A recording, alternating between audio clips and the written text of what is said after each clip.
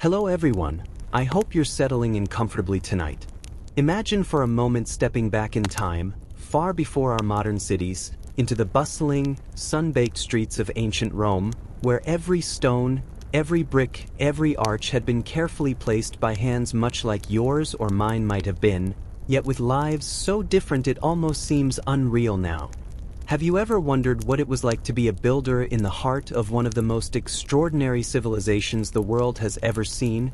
To feel the dust of the city under your nails, the heat of the sun on your shoulders, the rhythm of the city echoing in your ears?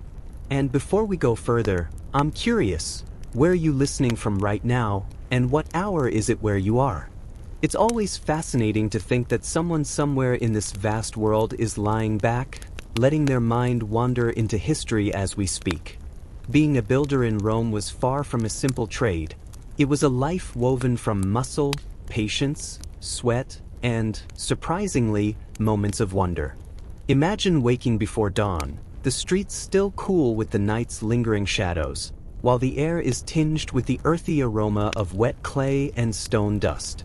The city itself was alive, even then, the merchants arranging their wares at the forum, the chatter of officials discussing decrees, the occasional bray of a donkey pulling a cart loaded with timber or marble slabs.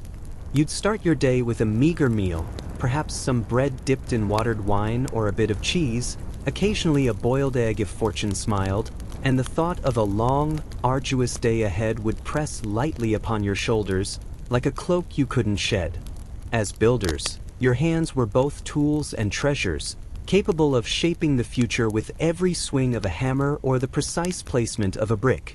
You worked not just with stone, but with your fellow builders, a tightly knit band who shared jokes in low voices to distract from the soreness in your arms, stories about distant provinces or the antics of senators, whispers of gladiatorial games to come, and even rumors about strange omens seen in the sky. You learned that Rome was a place of ceaseless motion. No one day was ever truly the same as the one before.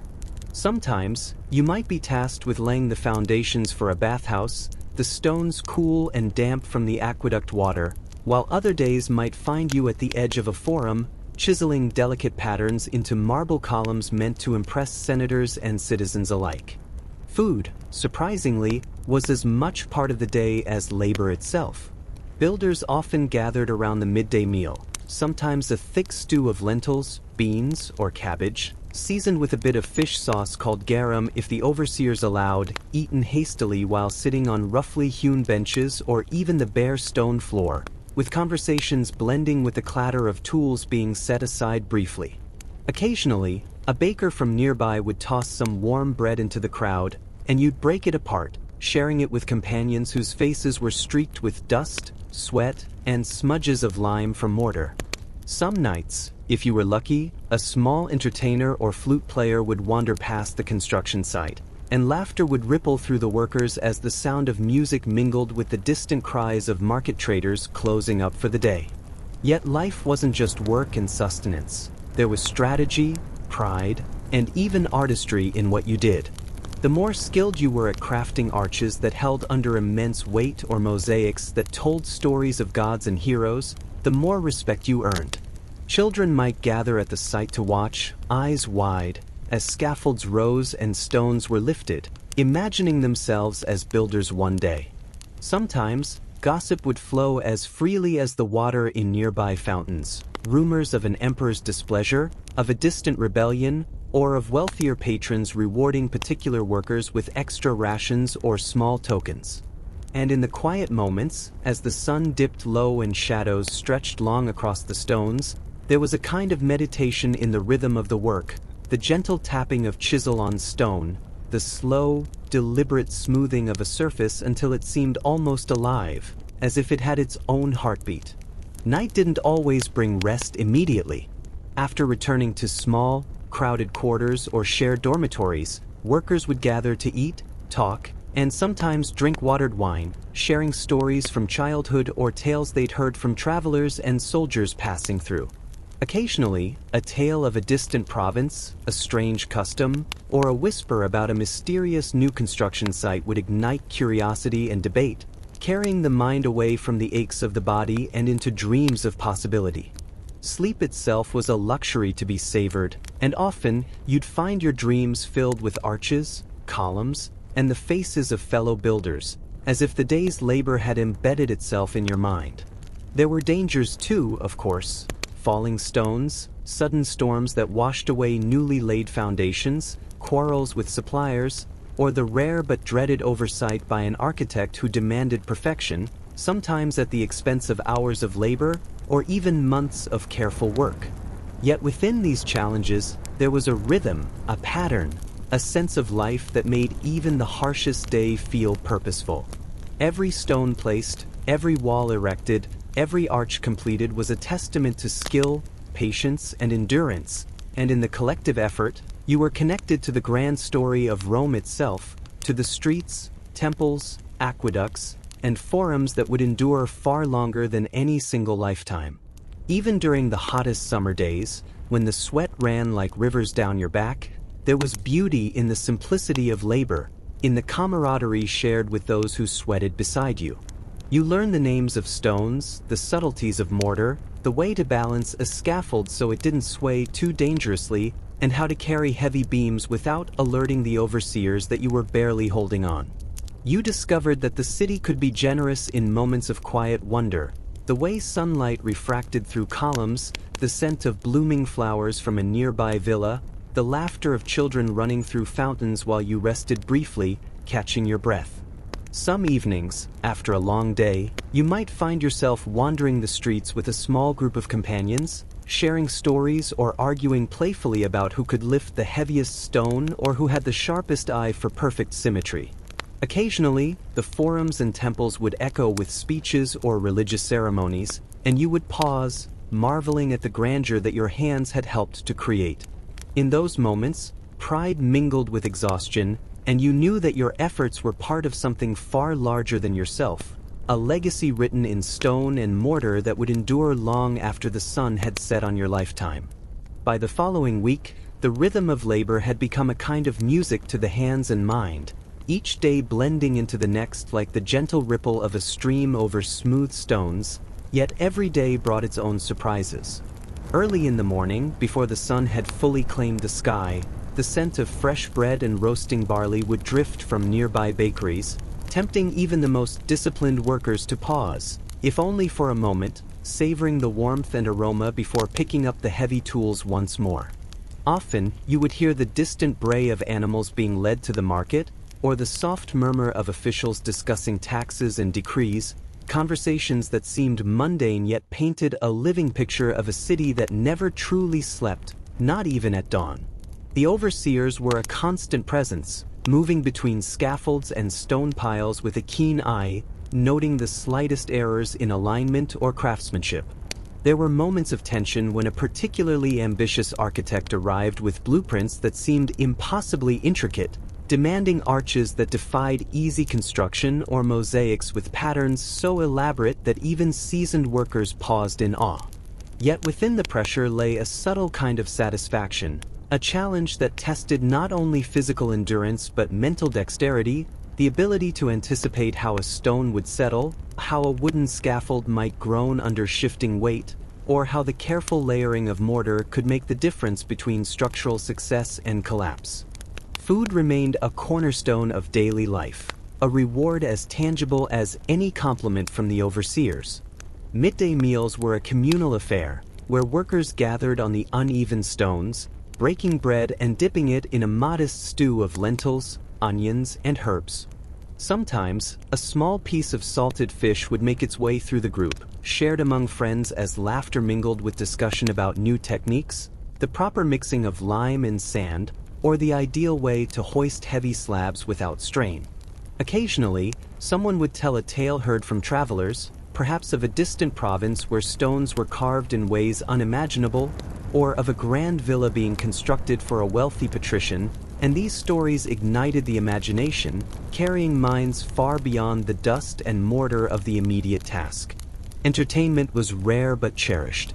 On evenings when the labor had ended earlier than expected, musicians or storytellers might appear near the construction site, playing flutes or stringed instruments while reciting legends of gods, heroes, and past emperors.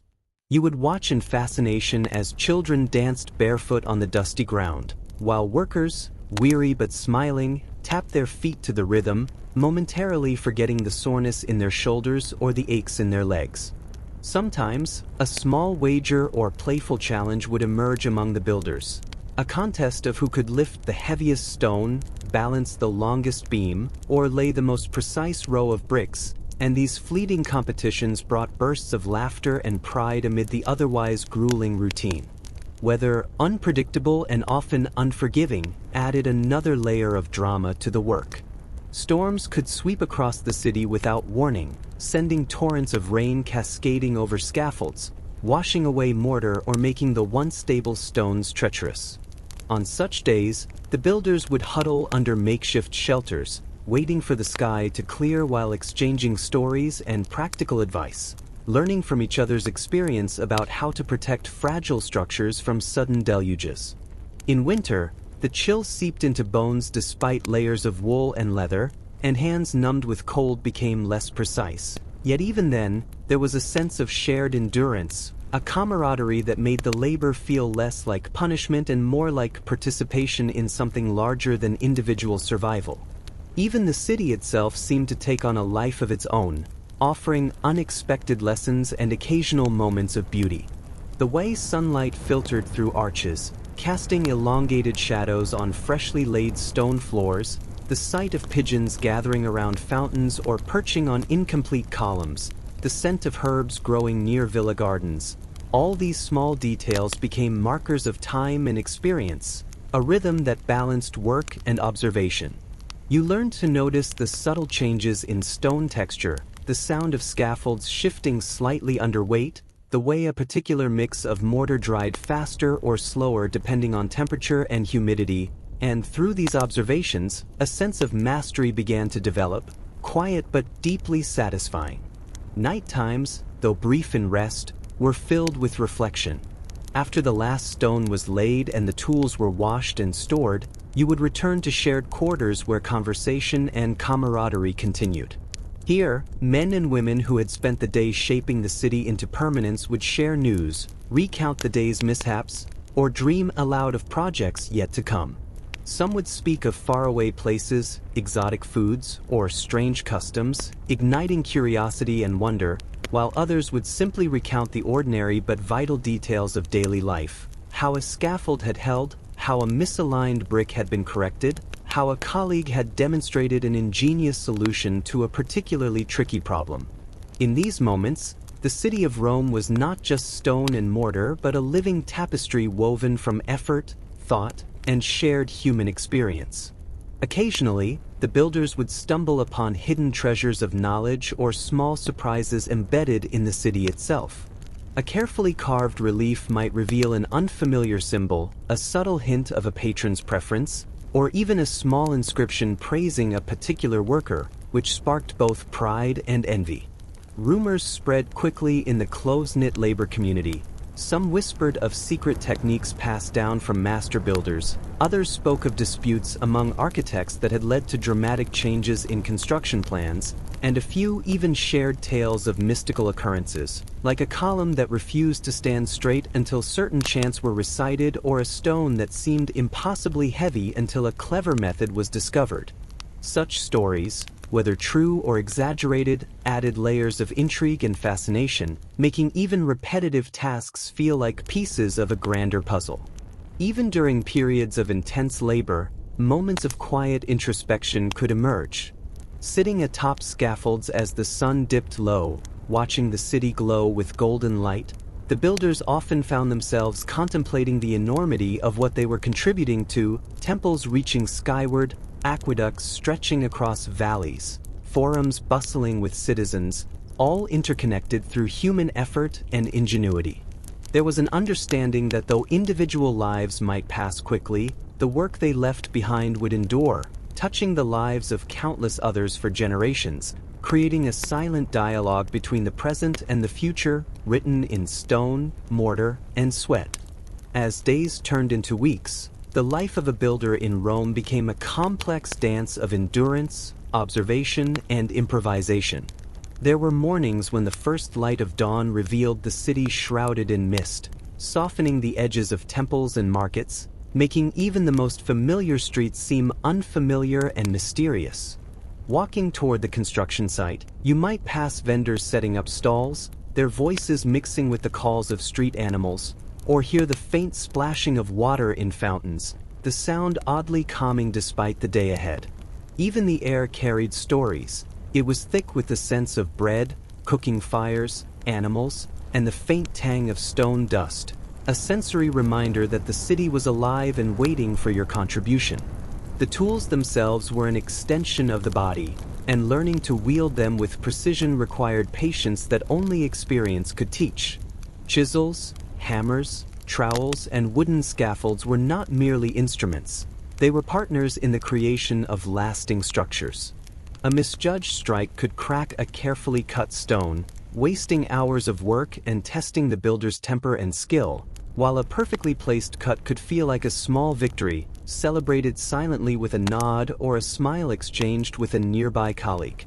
There was artistry in repetition, beauty in method, and a subtle pride in the knowledge that the hands moving tirelessly through mortar and stone were shaping a legacy beyond individual lives. Meals continued to anchor the day, moments of brief reprieve where conversations shifted from technique to tales of distant lands or humorous anecdotes about fellow workers. A simple stew of lentils or cabbage, perhaps with small pieces of fish, was savored not just for nourishment but for the comfort of routine, the warmth of shared bread, and the laughter that softened the strain in tired muscles. Occasionally, a baker or street vendor might pass by with warm bread or sweetened pastries, triggering a small, collective joy among the workers, the kind of fleeting pleasure that etched itself into memory because it contrasted so sharply with the grind of labor. Evenings brought a peculiar kind of freedom. After the work was done and the scaffolds emptied of tools and stone, workers often gathered in small groups to share observations, play light-hearted games, or simply wander through the streets to watch the city's nocturnal life unfold. Some nights, traveling performers or musicians would appear, their flutes, drums, and lyres weaving melodies that seemed to pull laughter and cheer from even the most exhausted laborers.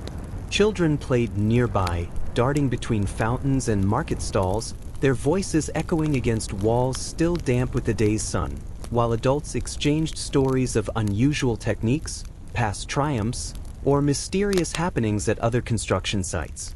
Weather continued to shape the rhythm of work in ways that demanded constant vigilance. Sudden storms could drench newly laid foundations, requiring emergency reinforcement, while the heat of summer's sun often left hands blistered and backs slick with sweat. Workers learned to read the clouds and wind, adapting their labor to protect fragile structures and ensure the longevity of every stone. Winter brought its own challenges. Frost made stone brittle, water froze in aqueduct channels, and hands became painfully numb despite layers of cloth and leather.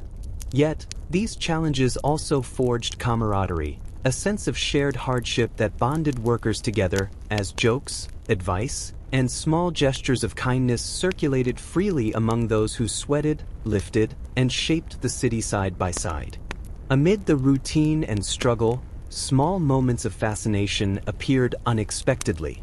A newly discovered vein of marble in a quarry might prompt speculation about its color, texture, and how it could be used for future projects. Strange marks on old stones, perhaps carved centuries ago, inspired stories or even mild superstitions, whispered from one builder to another. The city itself seemed to breathe, revealing layers of history with every cobbled street and stone foundation. Roman engineers and architects were masters of foresight, and part of a builder's skill was understanding the logic behind arches, aqueducts, and walls, predicting how materials would settle over time, and navigating the often delicate instructions of those who demanded both perfection and efficiency. Occasionally, rumors swirled through the workforce, carrying tales of distant provinces, political intrigue, or the whims of wealthy patrons commissioning new structures.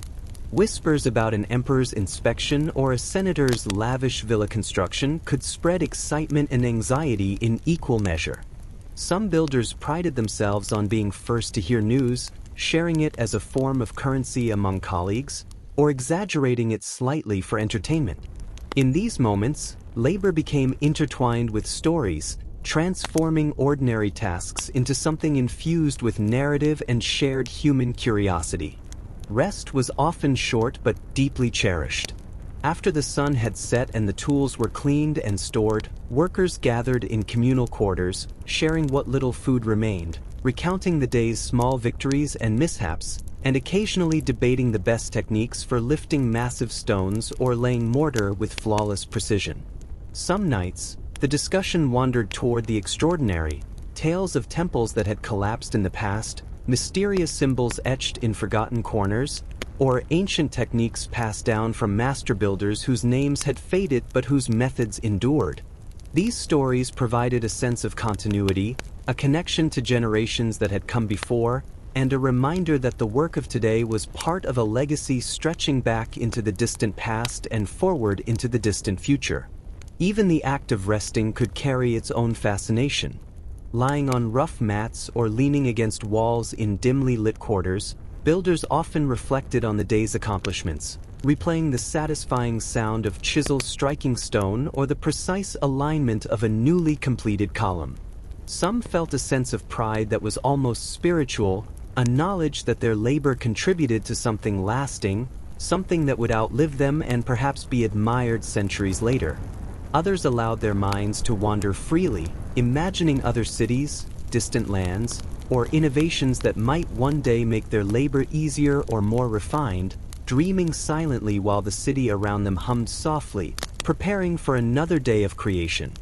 As the months passed, the rhythm of work became both familiar and strangely unpredictable, like the waves of the Tiber lapping against its banks, steady yet always shifting.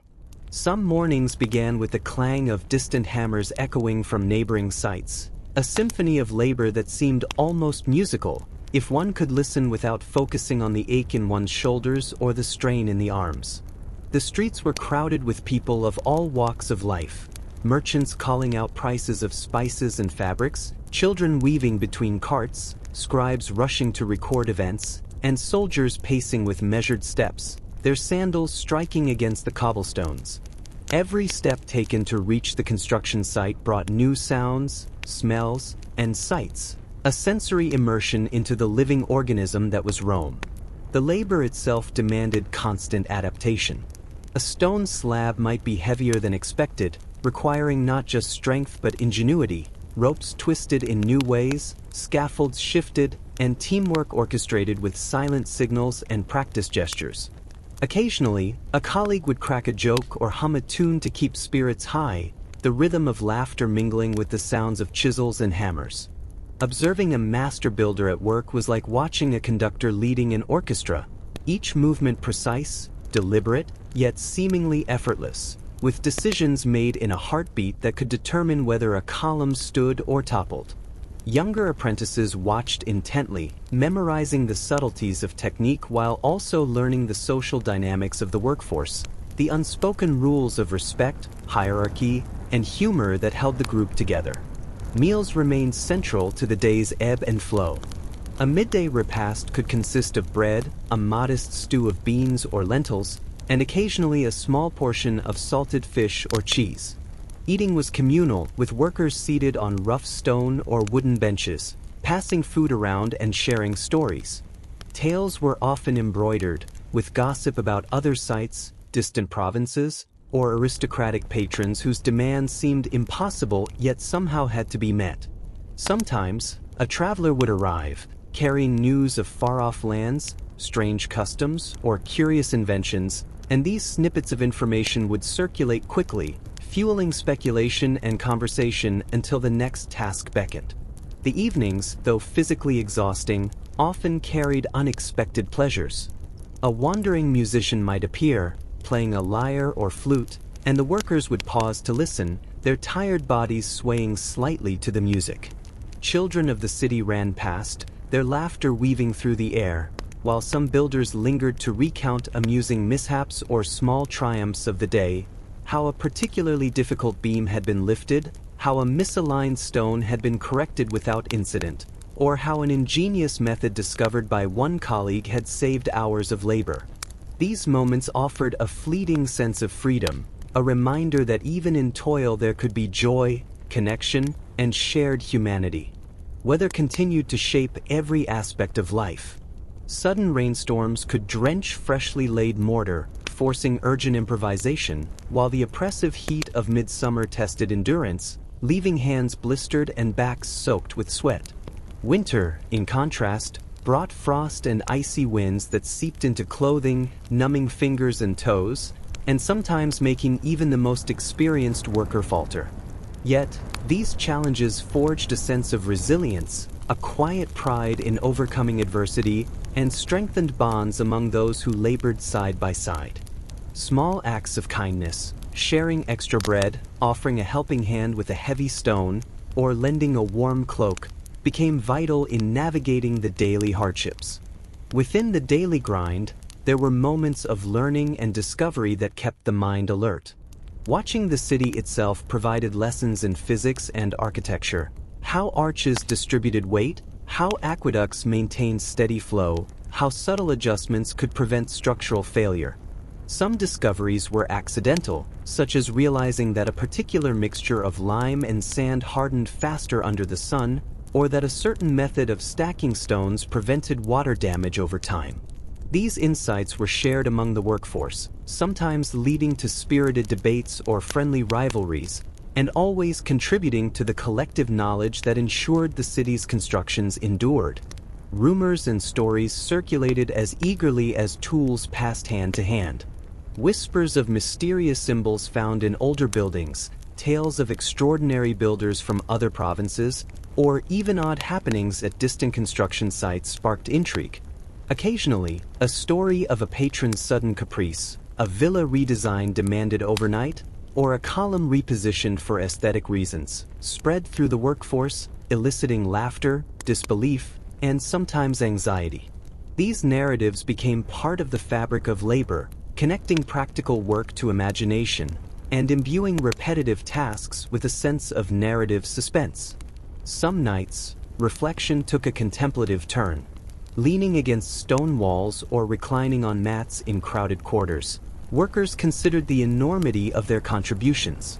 Each arch, each wall, each carefully laid stone was part of a legacy that extended far beyond personal life. Builders pondered the invisible threads linking their labor to the lives of countless citizens, travelers, and future generations who would walk the streets, admire temples, and use aqueducts, never fully aware of the hands that had shaped these enduring structures. There was a quiet thrill in understanding that the mundane and the monumental were intertwined, that the sweat of daily toil became immortalized in marble and brick. Even ordinary routines held fascination. Observing how sunlight shifted across the day, casting patterns on columns, or how water moved through newly installed channels, provided a subtle education in timing, geometry, and cause and effect.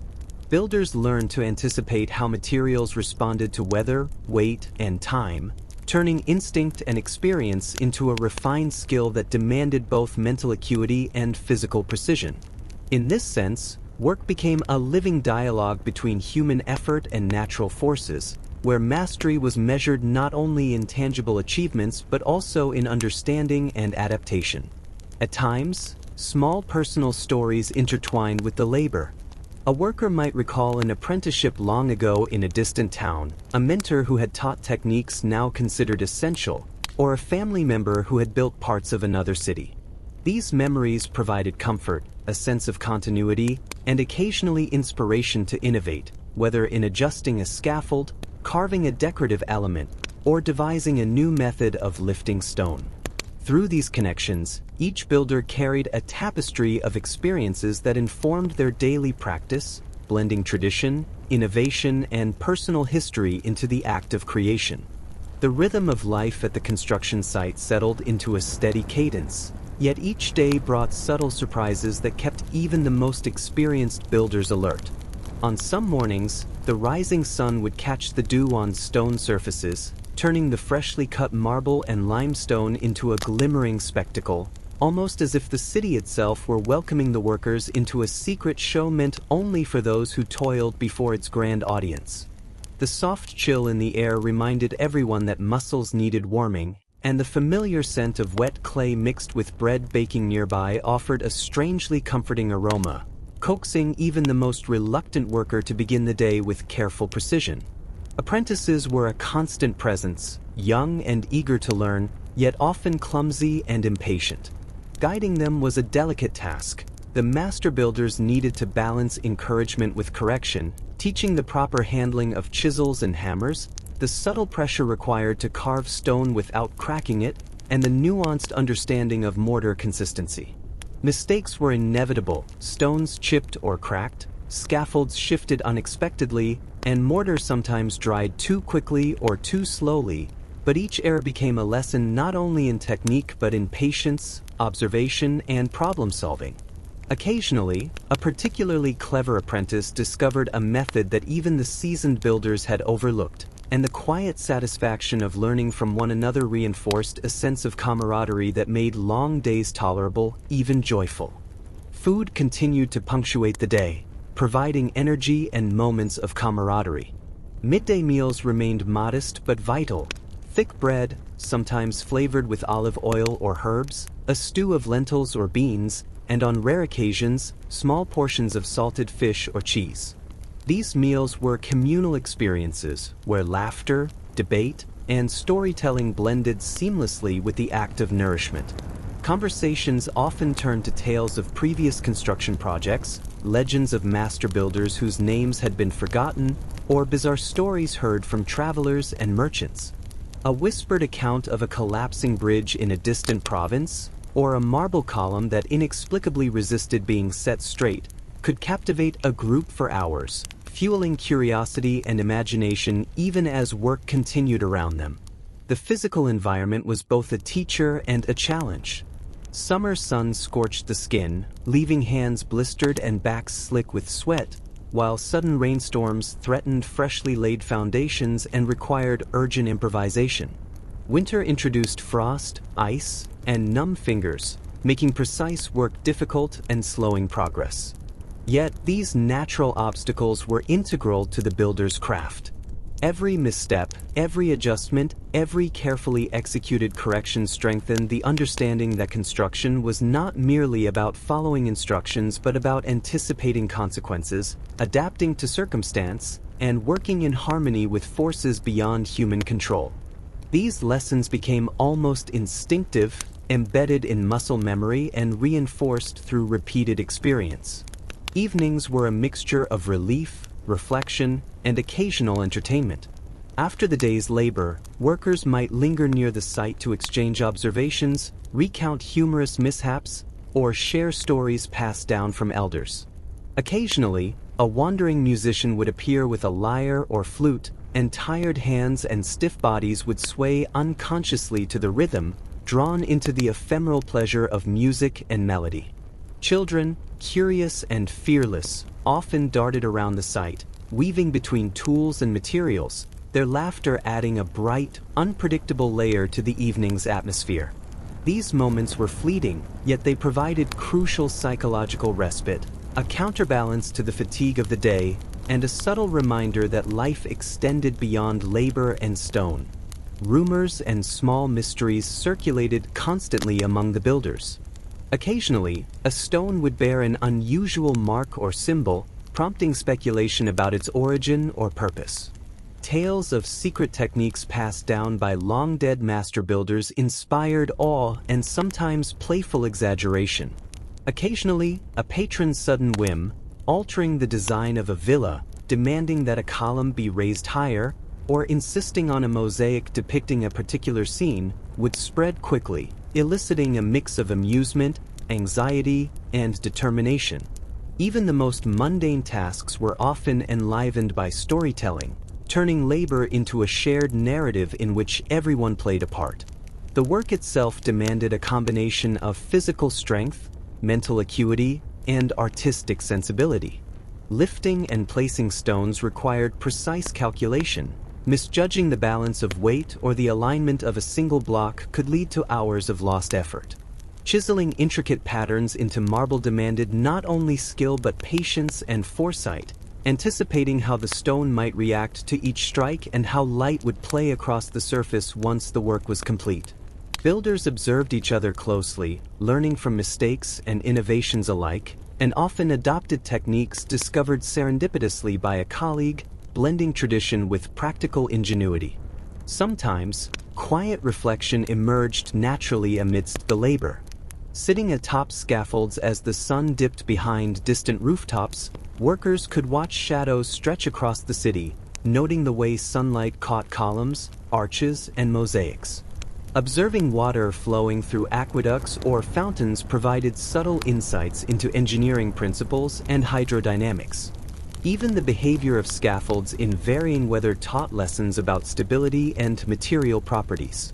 In these moments, the work felt almost meditative, the repetitive actions of chiseling, lifting, and measuring providing a rhythm that encouraged both contemplation and creative thought. Even personal stories intertwined with the labor in meaningful ways. A builder might recall an apprenticeship in a distant town, the techniques taught by a mentor long gone, or memories of a family member who had contributed to another city's construction. These recollections reinforced a sense of continuity, linking past, present, and future. Each stone laid, each wall erected, each arch completed became a point of connection between generations, a tangible demonstration of human ingenuity and perseverance. The knowledge that structures would outlive individual lifetimes imparted a quiet, enduring pride, and a sense of participating in something far larger than oneself. As the weeks turned into months, the complexity of the construction projects increased, and with it, the demands on every builder's skill and ingenuity. Some days were consumed entirely by lifting massive stones for public forums or temples, their weight testing the limits of human endurance and requiring meticulous planning to ensure they did not topple prematurely. Each stone carried a story, quarried from distant hills, shaped by hands in workshops miles away, and transported across uneven roads, often on carts drawn by oxen or donkeys. The process was slow, laborious, and sometimes dangerous, but it was also exhilarating. The sense that you were physically moving history, placing elements of the city into positions that would endure long after you were gone, was a kind of satisfaction impossible to describe to anyone outside the craft. Learning never ceased. Younger apprentices were taught not only the practical aspects of construction, how to measure accurately, how to mix mortar to the right consistency, how to balance scaffolds and hoist beams, but also the subtle, almost secret knowledge passed down by master builders. This included the way a particular type of marble might react to temperature, how the angle of sunlight affected stone curing, or the hidden methods used to ensure arches bore weight evenly. Mistakes were valuable lessons, often retold at length to ensure no one repeated them. If a column leaned even slightly, it became a collective problem, discussed over midday meals with bread and stew, debated in low voices, and often resolved through ingenuity that seemed almost magical to those unfamiliar with the craft. Meals, as always, punctuated the day, but they were far more than simple sustenance. They were moments of camaraderie, opportunity, and reflection. The midday meal might feature warm bread, a thick vegetable stew, and occasionally cheese or salted fish, shared among colleagues as stories flowed freely. Tales of other sites, distant provinces, or peculiar patrons captivated the workers, blending curiosity with amusement. One day, a traveling craftsman might recount an arch in a northern province that allegedly defied gravity, or a mosaic in a faraway villa said to change appearance depending on the sunlight. Such stories were often exaggerated but kept imaginations alive, spurring debates about technique, design, and possibility while the builders' hands worked tirelessly beside them. Evenings offered moments of quiet observation and fleeting amusement. When labor ceased, some builders lingered on scaffolds to watch the city bathed in the fading sunlight, shadows stretching across marble floors and columns. Others gathered around small fires, recounting the day's achievements, mistakes, and humorous misadventures. Occasionally, a wandering musician or storyteller would appear, bringing music or legend to the tired workers, offering a brief escape from the rigor of construction. Children often weaved between the adults, their laughter piercing the quiet hum of evening, reminding everyone that life existed outside the dust and stone. These small pleasures offered respite, a sense of connection, and an enduring reminder that even in labor, there was joy. The city itself was both teacher and test. Weather shaped every decision. Sudden storms could sweep across the site, drenching mortar and threatening partially completed structures, while summer's sun baked stone to uncomfortable temperatures. Winter frost hardened materials and numbed fingers, demanding patience and technique refined by experience. Observing how stone, mortar, and wood responded to environmental conditions became essential knowledge, transforming labor into a constant study of nature's influence on human craftsmanship. Those who mastered this understanding earned respect, not merely for strength but for foresight, precision, and adaptability. Rumors and intrigue circulated freely among the workforce, adding a layer of tension and amusement to daily life. Stories about patron demands, an emperor altering a temple's design overnight, a wealthy senator insisting a column be relocated, or a mosaic redone to include a politically significant scene, spread rapidly. Whispers of hidden messages carved in stone, secret techniques known only to master builders, or mysterious incidents at distant sites sparked both curiosity and caution. Sometimes, these stories blurred the line between truth and exaggeration, yet they contributed to a shared culture, offering moments of suspense and mental stimulation amid physically exhausting work. Apprenticeship continued to shape the next generation of builders. Young workers learned to anticipate structural challenges, to judge the subtle balance of stone and mortar, and to observe the environmental factors that influence construction. Mistakes were frequent, yet each failure taught lessons in patience, observation, and creative problem-solving. Occasionally, a particularly clever apprentice discovered a method unknown even to older builders, prompting quiet admiration and collective adjustment of techniques. This exchange of knowledge reinforced the sense of community and continuity, linking past innovations with present labor and future mastery. Physical labor intertwined with mental engagement in surprising ways. Lifting and placing stones demanded calculation and precision. Chiseling intricate designs required anticipation of both material behavior and aesthetic impact. Balancing scaffolds and arranging beams demanded foresight, cooperation, and trust. Each action carried consequences, teaching builders that their work was not merely functional but an active negotiation with physics, nature, and artistry. Observation became a tool as critical as strength, as subtle details, how sunlight fell across a surface, how wind moved scaffolds, how water pooled in certain areas, could determine the success of a project. Reflection during rest became almost meditative. Sitting on mats in crowded quarters, workers replayed the day's accomplishments, the near misses, and the innovations. They imagined the completed structures, arches that would endure for centuries, aqueducts that would carry water across valleys, public forums bustling with citizens. These moments offered pride and perspective, the knowledge that personal labor contributed to a collective legacy. The city itself, alive with its streets, fountains, and temples, was a silent witness, a mentor, and sometimes a playful antagonist, reminding builders that creation was as much about patience, adaptation, and understanding as it was about strength and endurance. By now, the work on Rome's grand projects had grown immensely complex, demanding coordination, skill, and ingenuity beyond what a single builder could manage.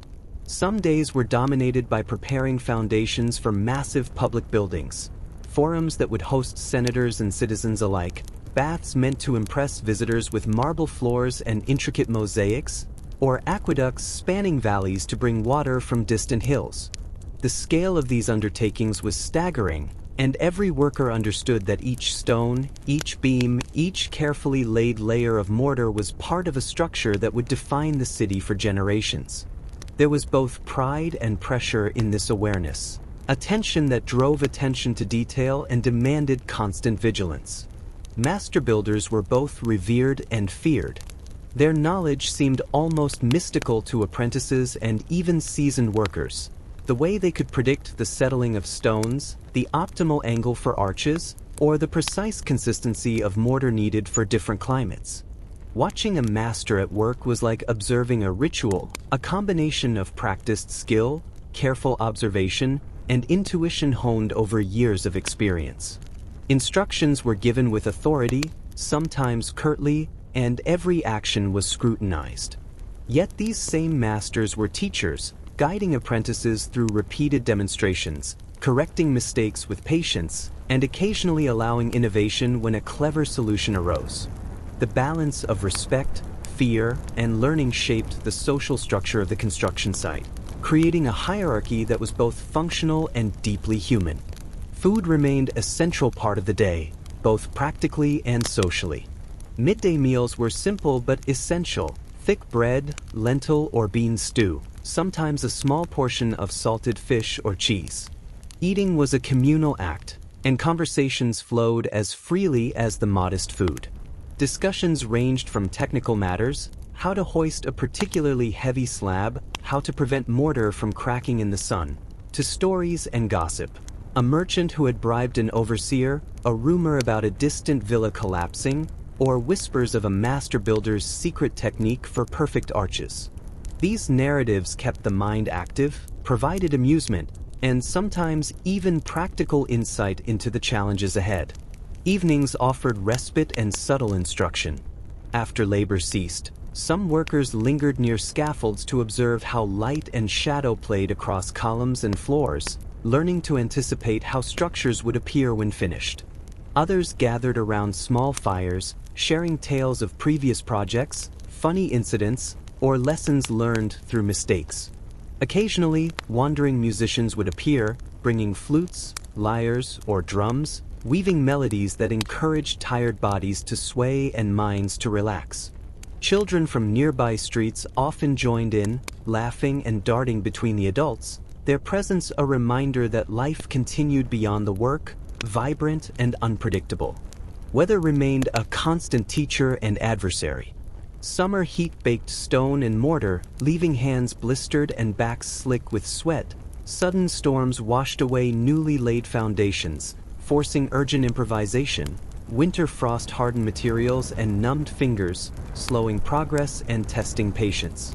Builders learned to read the sky, to anticipate how materials would respond to sun, rain, and cold, and to adapt techniques accordingly. This deep understanding of environment and material was as essential as strength or skill, and those who mastered it earned respect and recognition. Rumors, intrigue, and stories circulated freely.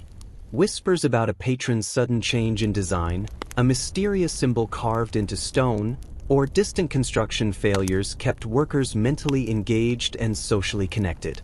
These stories often blurred truth and exaggeration, but they fueled imagination and discussion, offering mental stimulation alongside physical labor.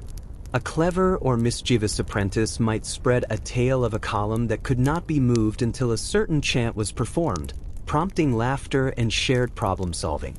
These narratives, woven into the daily rhythm of work, transformed labor into a living story, dynamic and communal. The apprenticeship process deepened, shaping not only skill but social bonds. Younger workers learned to anticipate structural challenges, handle tools with precision, and observe subtle environmental effects. Mistakes were frequent, yet each became an opportunity for learning, and moments of ingenuity, whether discovered by an apprentice or an experienced builder, were celebrated quietly and adopted widely. Knowledge passed down through practice and observation reinforced a sense of continuity and community, connecting generations of builders in a chain of expertise, pride, and shared purpose. Physical labor intertwined with mental engagement. Every action, lifting stones, chiseling designs, arranging scaffolds, mixing mortar, required calculation, precision, and anticipation. Misjudging a stone's weight, a beam's balance, or mortar consistency could undo hours of work, teaching builders that skill was a combination of strength, observation, and foresight. Observation extended beyond tools to the city itself. Sunlight, shadows, water flow, and wind provided constant feedback on techniques and outcomes. Mastery required harmonizing human effort with natural forces, blending practicality with artistry. The scale of the projects now demanded not only physical endurance but also strategic thinking. Entire teams of builders had to coordinate their movements to place massive stones in temples, forums, and aqueducts, each slab weighing hundreds of pounds, and each placement requiring exact calculation. A slight misalignment could compromise the entire structure, so precision was paramount. This was not work for the faint of heart. It required focus, trust in one's colleagues, and an almost intuitive understanding of physics. Apprentices watched closely as masters adjusted beams, repositioned scaffolds, and measured angles with painstaking care, absorbing lessons that could only be learned through observation and repeated practice. Secrets of the craft were closely guarded. Certain techniques for creating perfectly balanced arches or stabilizing unusually heavy stones were considered valuable knowledge, passed only to those deemed capable of handling responsibility. Stories circulated among the workers about master builders who had spent decades perfecting methods now regarded as nearly magical, able to make stones fit together seamlessly without mortar or anticipate structural shifts before they occurred. Younger workers often speculated about these methods, some believing in exaggerations, like stones that could float into place under special chance. But even in jest, these tales reinforced the reverence for skill, experience, and ingenuity within the workforce. The social dynamics on site were complex. Respect and hierarchy were as important as strength and dexterity. Senior builders commanded authority not only because of their skill but because of their ability to solve problems and maintain order among diverse groups of laborers. Mistakes were rarely tolerated lightly. A poorly set stone or misjudged scaffold could result in reprimand, corrective labor, or even injury. Yet mentorship and teaching were equally essential. Masters guided apprentices with patience, sometimes demonstrating a technique repeatedly until comprehension was achieved, and occasionally allowing creative solutions when a particularly clever worker discovered an unorthodox but effective method. This delicate balance of discipline, respect, and collaboration maintained both productivity and morale, creating a workforce capable of completing projects that seemed impossible. Food and sustenance continued to provide not just physical energy but moments of connection. Midday meals were simple yet meaningful: thick bread, a hearty stew of lentils, beans, or cabbage, and occasionally salted fish or cheese. Conversations during meals were lively, covering technical advice, humorous mishaps, rumors from other construction sites, and whispers about patrons' changing demands. One day, an apprentice might share a tale of a collapsing aqueduct in a distant province. The next, a worker could boast about a personal solution that had prevented a similar disaster.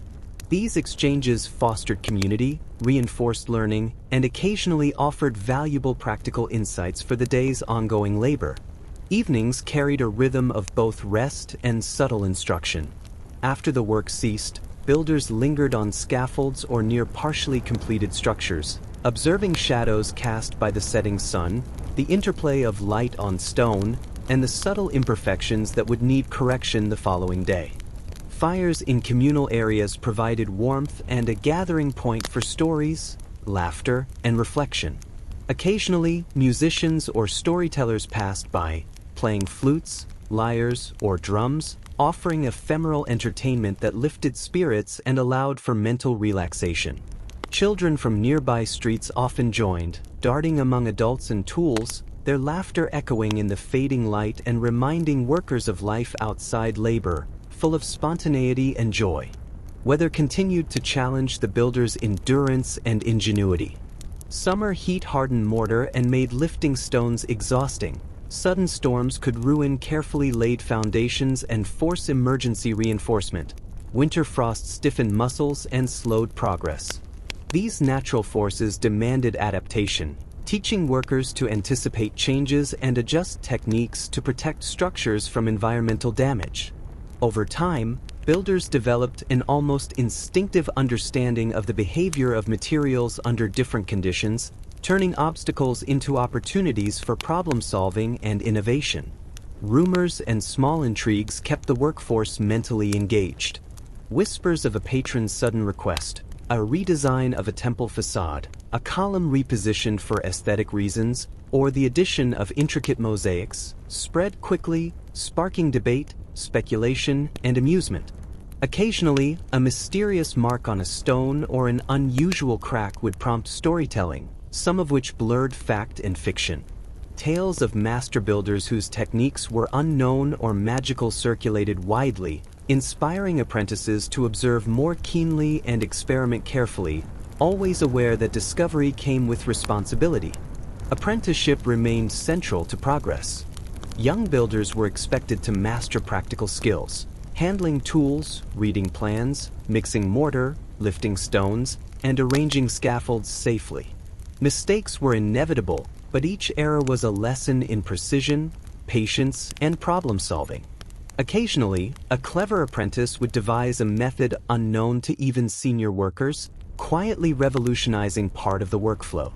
Recognition for such innovation was measured in subtle ways: a nod of approval, assignment to more complex tasks, or the opportunity to learn an advanced technique. Knowledge flowed upward and downward in this system, reinforcing skill, tradition, and collaboration.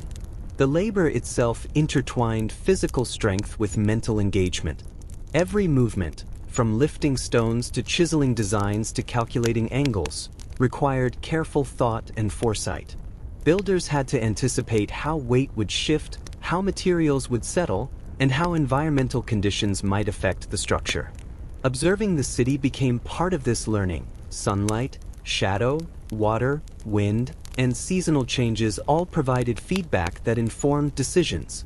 Mastery meant harmonizing human effort with these natural forces, transforming labor into a dialogue between skill, observation, and artistry. Mistakes on the construction site were inevitable, and their consequences could be dramatic.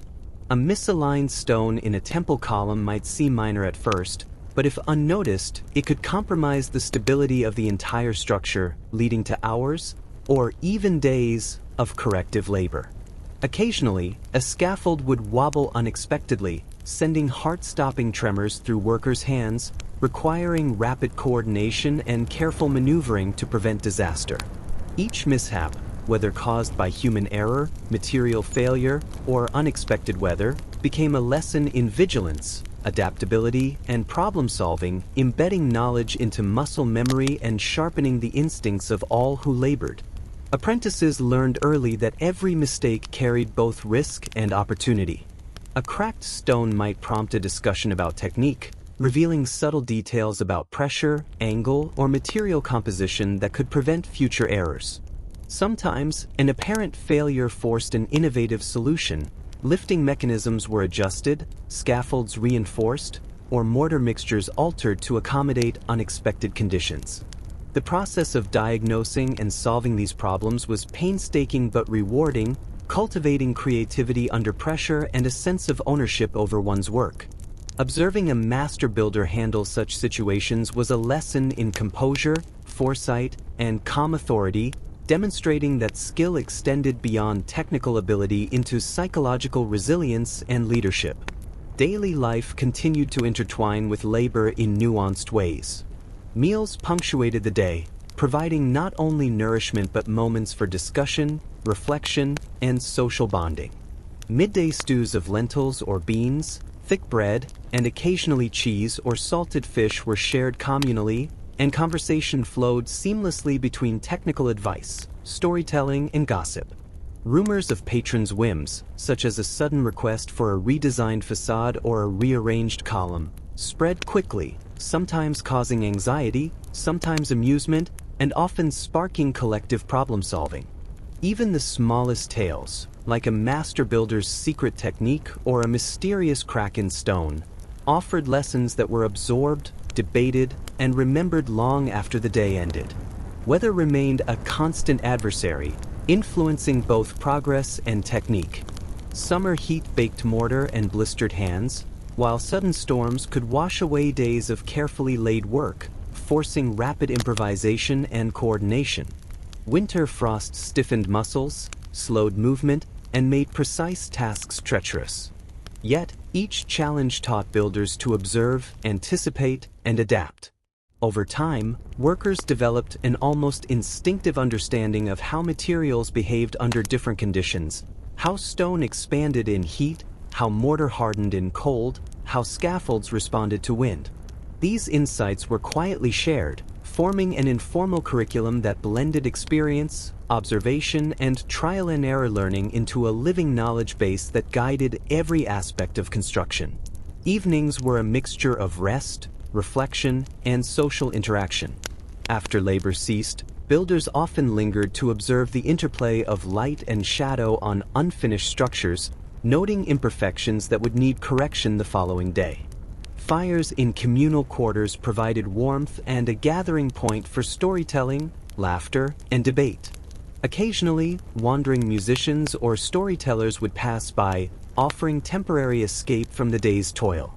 Children from nearby streets frequently joined, their laughter weaving unpredictably through conversations, reminding workers that life existed beyond the structured rigor of labor.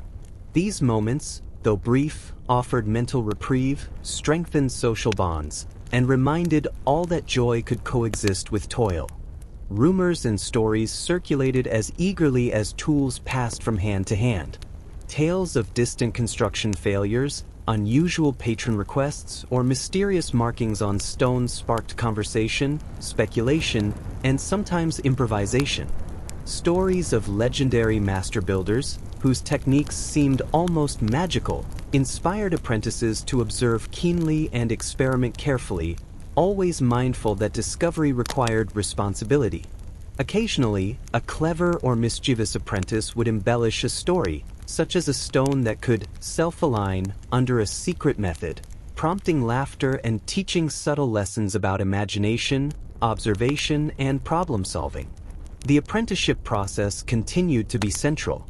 Young builders absorbed not only practical skills, handling tools, reading plans, mixing mortar, and lifting heavy materials, but also the mental discipline required to anticipate problems and adapt creatively.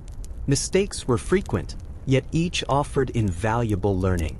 Occasionally, a particularly inventive apprentice devised a solution unknown even to senior workers, earning subtle recognition, trust, and access to advanced techniques.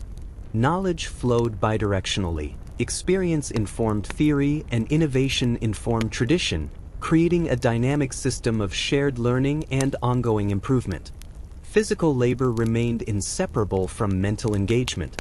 Every lift, chisel strike, scaffold adjustment, and mortar mix required calculation, precision, and foresight. Observing environmental factors, sunlight, shadow, water flow, wind, provided critical feedback, teaching builders to anticipate changes that could affect structural integrity. Mastery involved harmonizing human effort with these natural forces, blending practicality with artistry, and transforming labor into an intricate dialogue between skill, observation, and creativity. Reflection became a subtle, ongoing process. Workers often replayed the day's successes, failures, and clever improvisations in their minds while resting on mats or leaning against walls. They imagined completed structures, arches spanning plazas, aqueducts delivering water, baths reflecting sunlight, and felt pride in their contributions. Personal histories enriched this reflection, memories of apprenticeships elsewhere, mentors who had guided them, and family members who had labored on other projects provided context, continuity, and a sense of participation in a broader legacy.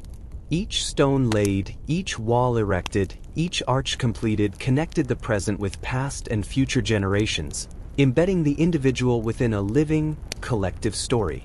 By this stage, the construction projects had reached a level of complexity that demanded not only physical endurance and technical skill but also ingenuity, foresight, and subtle diplomacy.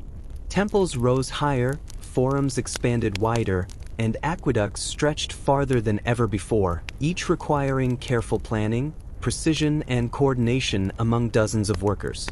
Master builders, already revered for their experience, now assumed roles akin to conductors of a grand orchestra, guiding every movement, anticipating every challenge, and ensuring that even the most ambitious designs did not collapse under their own weight. Apprentices observed in awe as plans unfolded into reality, learning lessons that could not be taught in words alone, absorbing subtleties of balance, proportion, and structure through patient observation and repeated practice. Architectural details became increasingly intricate. Arches were not merely functional, they carried aesthetic weight, their curves designed to distribute weight while pleasing the eye. Columns, some towering and fluted, others shorter and robust, demanded exact spacing and alignment, as even a slight deviation could compromise both stability and symmetry. Decorative carvings, leaf motifs, geometric patterns, mythological figures required careful chiseling, where one misjudged strike could ruin hours of work. Master builders often rotated tasks among the workers, assigning apprentices to carve small elements, allowing them to practice precision and patience, while more experienced laborers handled the massive stones that formed the backbone of each structure. Innovation became necessary as projects grew more ambitious. Lifting mechanisms, originally simple ropes and pulleys, were refined to handle heavier stones with less effort. Scaffolding designs evolved, using counterweights, braces, and interconnected beams to provide stability across increasing heights. Mortar compositions were adjusted for different climates, with particular mixtures chosen to endure summer heat or winter frost. These innovations were shared carefully, sometimes in whispered instruction among select apprentices, as knowledge was both power and responsibility. Mistakes during these experiments were inevitable, but the resulting lessons became part of the collective wisdom, strengthening the workforce and ensuring future success. Social dynamics became more complex. Respect and hierarchy remained central, but as apprentices gained skill, subtle tensions emerged. Some young builders became unusually adept, occasionally innovating methods that challenged even the master's authority. This sparked both admiration and quiet rivalry, requiring careful management to maintain cohesion. Masters encouraged ingenuity while asserting control, balancing praise with correction, and teaching not only technique but also patience, humility, and the consequences of overconfidence.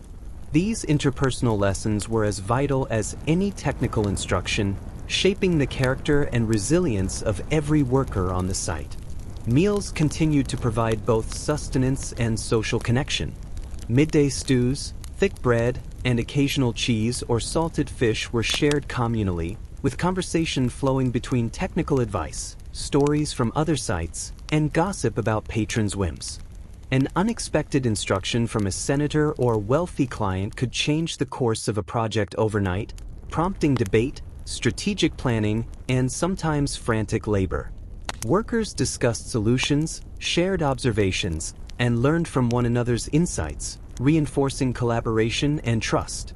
Humor and storytelling provided mental relief, blending amusement with practical guidance and sustaining morale during exhausting days.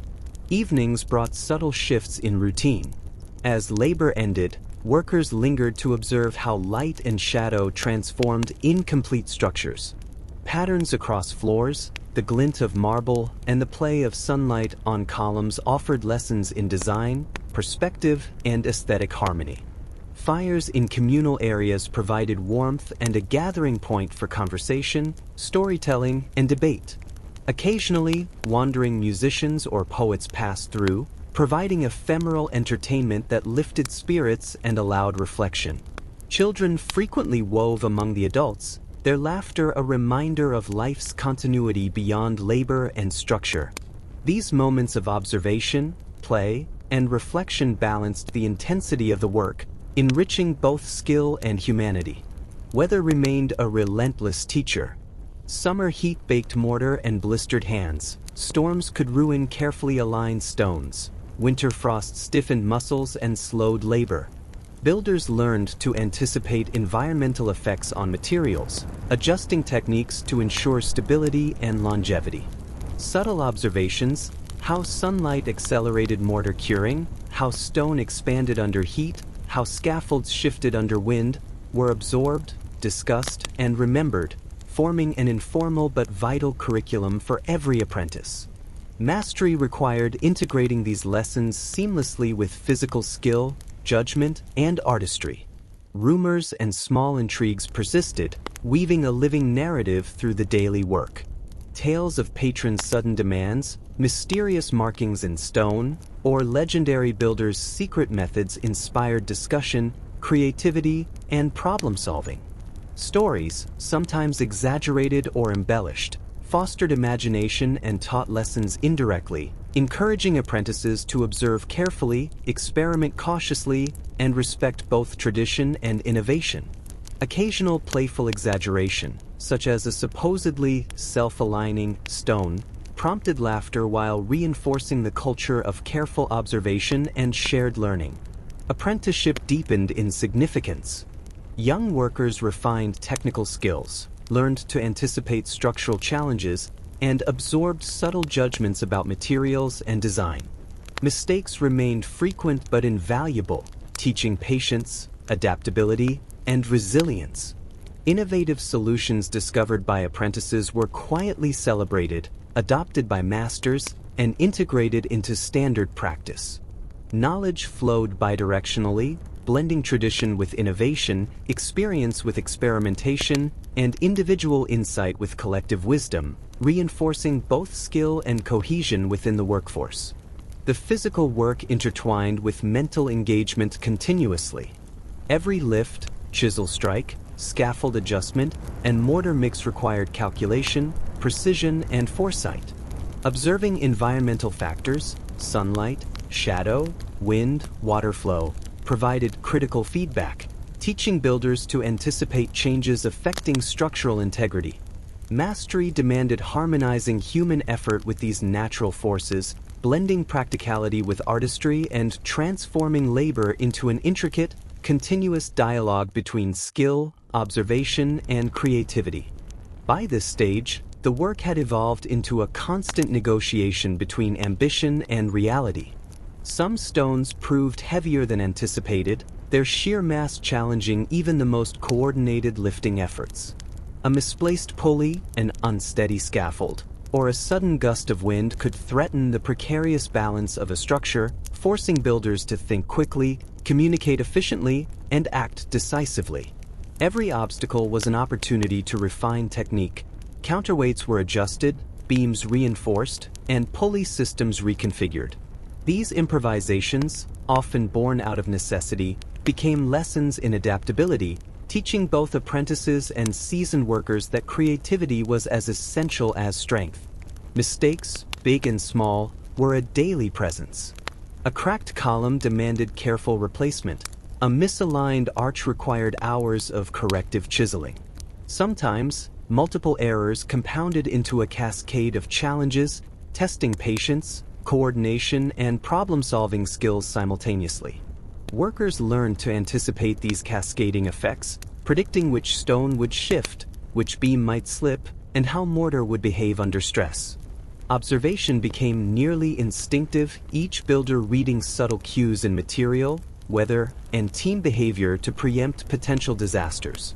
These moments of crisis were stressful but invaluable, embedding deep lessons in foresight and ingenuity. The more intricate the work, the more apprentices were drawn into problem-solving. While they initially focused on small tasks, they soon became critical participants in resolving complex challenges. For example, when a scaffold began to lean under unexpected weight, an apprentice's suggestion, adding a crossbeam at a precise angle, could stabilize the structure, earning quiet approval from the masters. Such moments reinforced the dynamic between hierarchy and innovation. Experience commanded respect, but clever observation and timely action were celebrated, even if subtly, strengthening morale and fostering a collaborative culture. Meals remained a grounding force.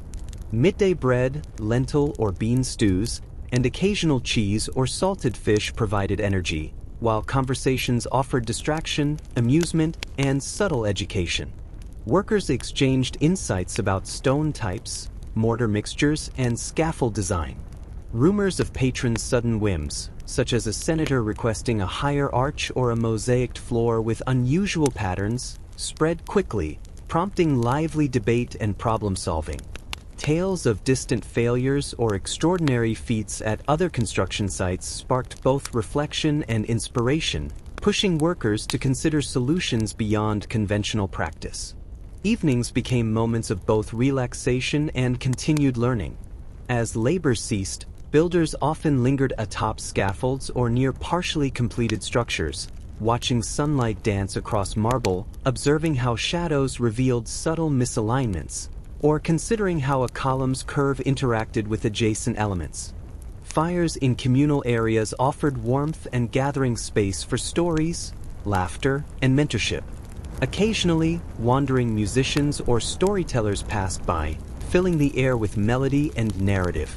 Children darting among adults added unpredictability, reminding everyone of life beyond construction. These moments enriched perception, honed observation skills, and nurtured a sense of community. Weather continued to shape daily experiences. Summer heat demanded hydration, careful handling of hot stone, and frequent breaks, while storms threatened freshly laid mortar and scaffolding stability. Winter frost stiffened muscles and slowed tasks. Builders adapted, learning how materials responded to seasonal changes and environmental stress. Sunlight's effect on mortar curing, wind's impact on tall columns, and frost's influence on stone expansion became practical knowledge, absorbed through repeated observation and shared among team members. Mastery meant harmonizing human effort with these natural forces, combining foresight, technique, and creativity. Rumors and intrigue added a mental dimension to labor. Whispers of patrons changing designs, secret techniques among master builders, or mysterious carvings in stone inspired curiosity and cautious experimentation. Apprentices were encouraged to observe closely, speculate carefully, and contribute insights when appropriate. Tales, some factual, some embellished, fostered imagination while reinforcing lessons about responsibility, observation, and teamwork. Even playful exaggerations, like a stone that supposedly aligned itself under a master's gaze, became cultural touchstones, embedding subtle lessons in humor and narrative. The apprenticeship process deepened as challenges multiplied. Young builders refined precision, anticipated structural behavior, and developed creative solutions to unforeseen problems. Mistakes were inevitable, but each failure was a learning opportunity, teaching patience, adaptability, and foresight. Occasional innovations by apprentices were quietly integrated into standard practice, demonstrating that knowledge flowed in multiple directions, from masters to learners, from inventive individuals to the collective workforce. This dynamic system of shared learning fostered both skill development and social cohesion. Physical labor remained inseparable from mental engagement. Every lift, chisel strike, scaffold adjustment, and mortar mix required thought, calculation, and anticipation. Environmental factors, sunlight, shadow, wind, water flow, offered continuous feedback, influencing technique and structural decisions. Builders learned to interpret subtle signs in materials and surroundings, transforming labor into an ongoing dialogue between human skill, observation, and creativity. Success depended not only on strength but on perception, collaboration, and adaptability. Reflection accompanied nightly rest. Leaning on mats or walls, builders replayed the day's challenges and triumphs, imagined completed structures, and considered solutions to unresolved problems. Memories of apprenticeships, guidance from mentors, and connections to family history enriched these reflections, linking past experience to current practice and future aspirations. Each stone, arch, and wall became a tangible connection between generations, embedding personal effort within the city's enduring legacy. Nightfall brought quiet awareness. The city's hustle diminished, leaving distant carts, hushed voices, and occasional animal calls. In living quarters, conversations softened, stories grew reflective, and mental plans for the next day took shape. Even at rest, minds remained engaged, analyzing, anticipating, and imagining. Each day's labor bridged human effort, skill, creativity, and enduring architecture, forming a living testament to the ingenuity, perseverance, and collective memory of Rome's builders. The morning began with a quiet tension that only large-scale construction could generate. Workers assembled, their hands roughened by repeated labor, their eyes alert for signs of potential danger or misalignment. Today, a particularly challenging section of an aqueduct awaited completion. A series of arches spanning a narrow valley, each stone heavier than any previously lifted, and each placement requiring precision measured in fractions of an inch. Master builders conferred in hushed tones, pointing, gesturing, and calculating angles with practiced ease. Apprentices watched in fascination, aware that one misstep could set back weeks of labor and risk injury, yet also understanding that these were the moments where skill, ingenuity, and courage were most visible and most tested. Engineers had devised subtle innovations to handle the weight and complexity of such constructions. Counterweight pulleys, carefully balanced scaffolds, and reinforced beams allowed stones to be lifted with minimal human strain, yet each adjustment demanded careful attention. A slight miscalculation, an unbalanced weight, a worn rope, or a misaligned scaffold could spell disaster. Apprentices observed how masters recalibrated systems, shifted weights, and coordinated teams to move immense stones into place. It was a delicate dance of physics, strength, and timing, requiring trust, communication, and constant observation. The slightest lapse could result in collapse or injury, yet when executed perfectly, the precision and efficiency were mesmerizing, a testament to human ingenuity and careful planning. Mistakes were inevitable, yet each was an opportunity for learning. When a stone shifted unexpectedly, the workforce sprang into coordinated action. Ropes were tightened, pulleys reconfigured, and braces inserted to stabilize the structure. Apprentices were taught to anticipate secondary effects, how one adjustment would influence another, how mortar might crack, or how scaffold tension would shift under load. These moments of crisis became teaching moments, embedding lessons about foresight, problem-solving, and teamwork deep into muscle memory. The ability to respond quickly and effectively often distinguished the most capable builders from the merely strong. Meals punctuated these intense hours, offering physical replenishment and social cohesion. Bread, lentil or bean stew, and occasional cheese or salted fish provided sustenance, while conversations reinforced knowledge and community. Workers shared insights on lifting techniques, scaffold design, and mortar mixtures, and they exchanged rumors about distant projects or patrons' sudden demands. Humor and storytelling persisted, blending amusement with subtle education and maintaining morale despite the physical and mental strain. These communal meals also allowed apprentices to observe the masters in a less formal setting, learning about hierarchy, negotiation, and the social dynamics that kept large projects running smoothly. Evenings brought reflection and observation. Workers lingered near arches or scaffolds to watch how fading sunlight altered perspectives, revealing subtle misalignments or aesthetic nuances invisible during the day. Fires in communal quarters offered warmth and gathering points for stories, debates, and mentorship. Occasionally, wandering musicians or storytellers arrived, providing entertainment and a momentary escape from labor. Children darted among the adults, laughter echoing across unfinished structures and reminding everyone that life extended beyond work. These moments strengthened social bonds, honed observation, and nurtured a shared sense of purpose and pride in accomplishment. Weather continued to challenge both labor and technique. Summer heat baked stone and mortar, while storms threatened stability and washed away carefully laid foundations. Winter frost stiffened muscles and slowed progress, forcing adjustments in mortar composition and scaffold reinforcement. Builders learned to read environmental cues, how sunlight accelerated curing, how wind stressed tall columns, and how frost influenced expansion and contraction. Mastery required integrating these observations seamlessly into physical labor, blending foresight, adaptability, and artistry. Rumors and intrigue continued to animate the workforce. Whispers of patrons' sudden requests, secret techniques among master builders, or strange markings in stone inspired curiosity and cautious experimentation. Tales, sometimes exaggerated or embellished, encouraged careful observation, speculation, and innovation. Even playful legends, like a stone choosing its own place, reinforced vigilance, creativity, and shared cultural understanding. Apprentices internalized lessons through these stories, learning both technical skill and the subtleties of teamwork, authority, and responsibility.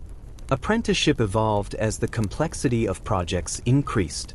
Young builders refined precision, anticipated structural behavior, and developed problem-solving skills under pressure. Mistakes remained frequent but were invaluable, teaching patience, adaptability, and strategic thinking. Occasionally, an apprentice devised a solution previously unknown, quietly earning respect, trust, and access to advanced techniques. Knowledge flowed in all directions. Masters shared experience, apprentices introduced innovation, and lessons from past failures informed future practice.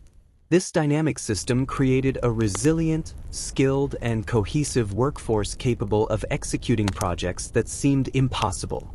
Physical labor was inseparable from mental engagement.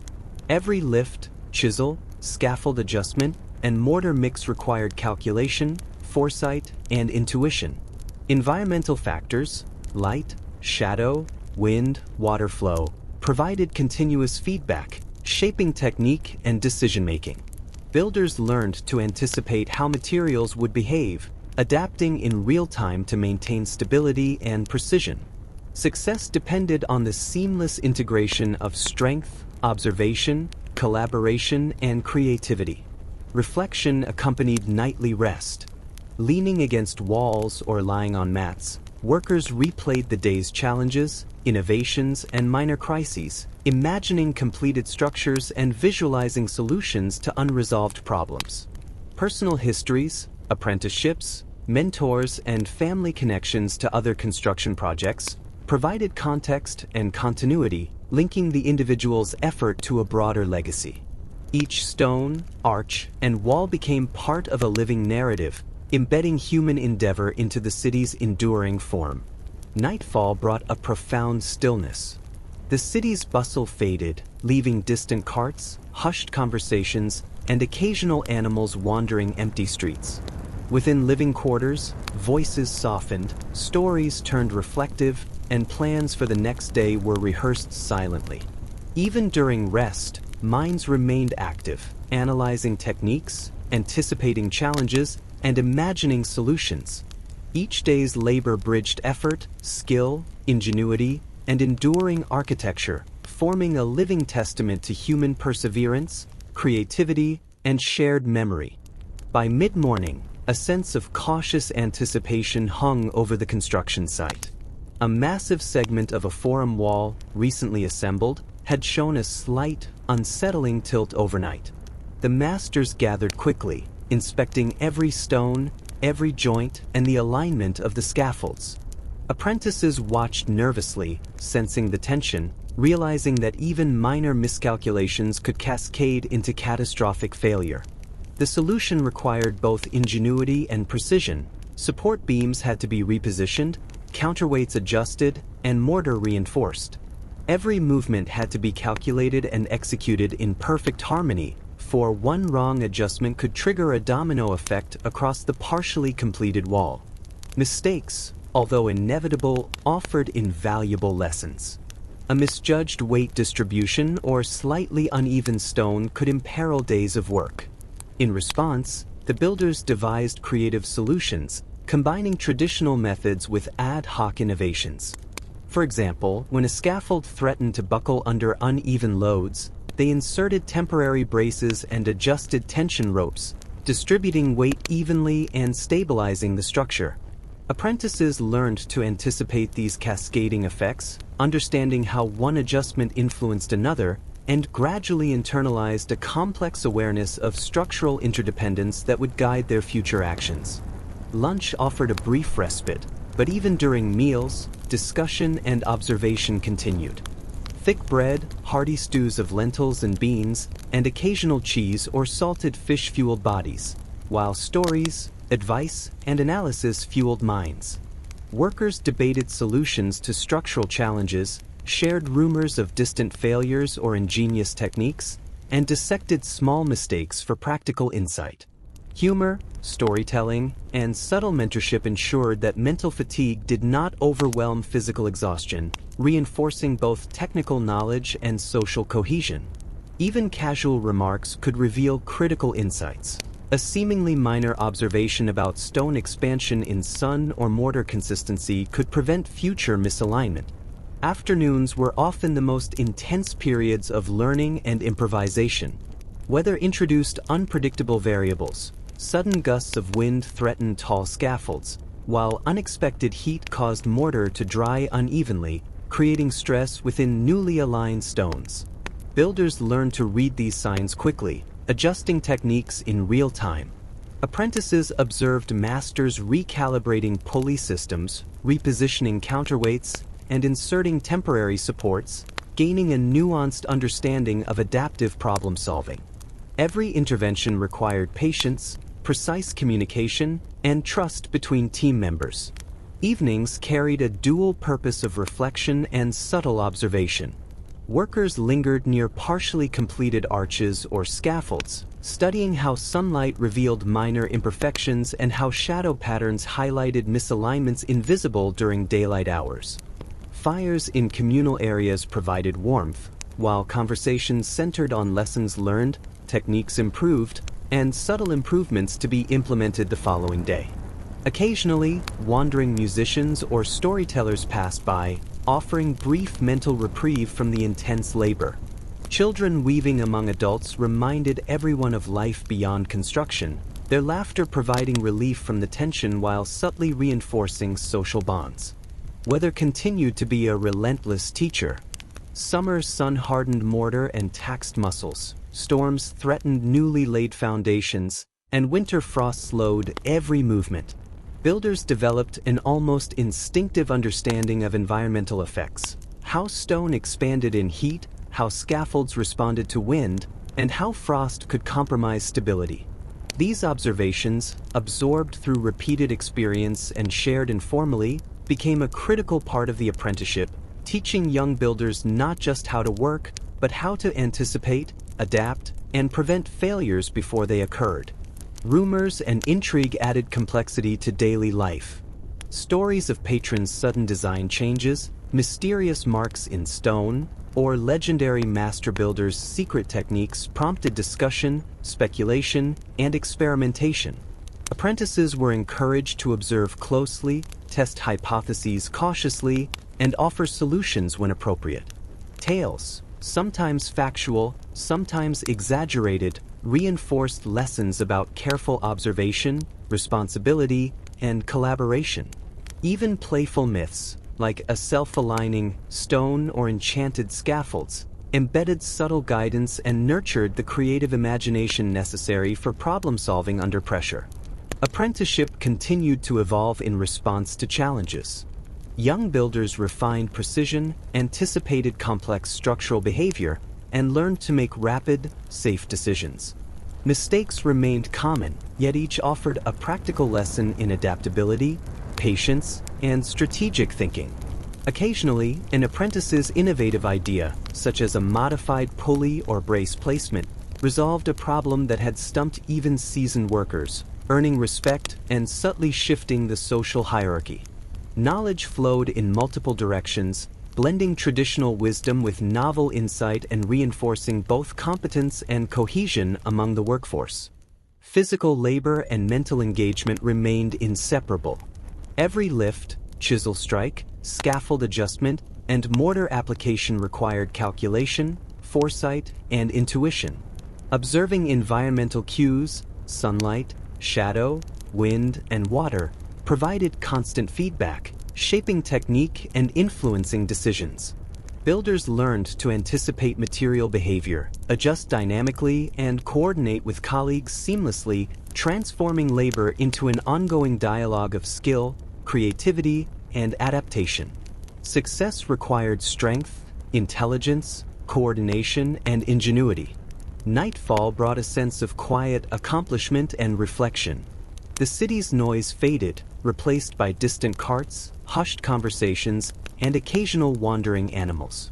Within living quarters, voices softened, stories became reflective, and plans for the next day were rehearsed silently. Even in rest, minds remained engaged, analyzing techniques, anticipating challenges, and imagining solutions. Each day's labor bridged human effort, skill, creativity, and enduring architecture, forming a living testament to perseverance, collaboration, and the collective memory embedded in every stone, arch, and wall. The sun rose, casting long shadows across scaffolds that climbed higher than many had ever dared to work before. The air was filled with the rhythmic clatter of chisels against stone, the strained groan of pulleys, and the low murmur of coordination between teams. Today, a particularly challenging project awaited, a series of towering arches for a grand forum entrance, each designed to carry not only its own weight but the pressure of countless future visitors, merchants, and senators. Master builders moved among the laborers like conductors, adjusting tension on ropes, guiding heavy stones, and ensuring that every angle aligned perfectly. Apprentices watched with rapt attention, understanding that one miscalculation could undo days of effort or, worse, endanger lives. Engineering ingenuity was on full display. To lift stones heavier than any man could manage alone, the builders had developed sophisticated pulley systems, often reinforced with temporary wooden beams and counterweights calculated to fractions of a pound. Scaffolds were braced at multiple points, designed to flex slightly under pressure but resist collapse. Mortar mixtures were adjusted continuously, taking into account humidity, temperature, and sun exposure. Apprentices observed how masters tested each setup carefully before committing a single stone, demonstrating a meticulous balance of creativity, calculation, and intuition.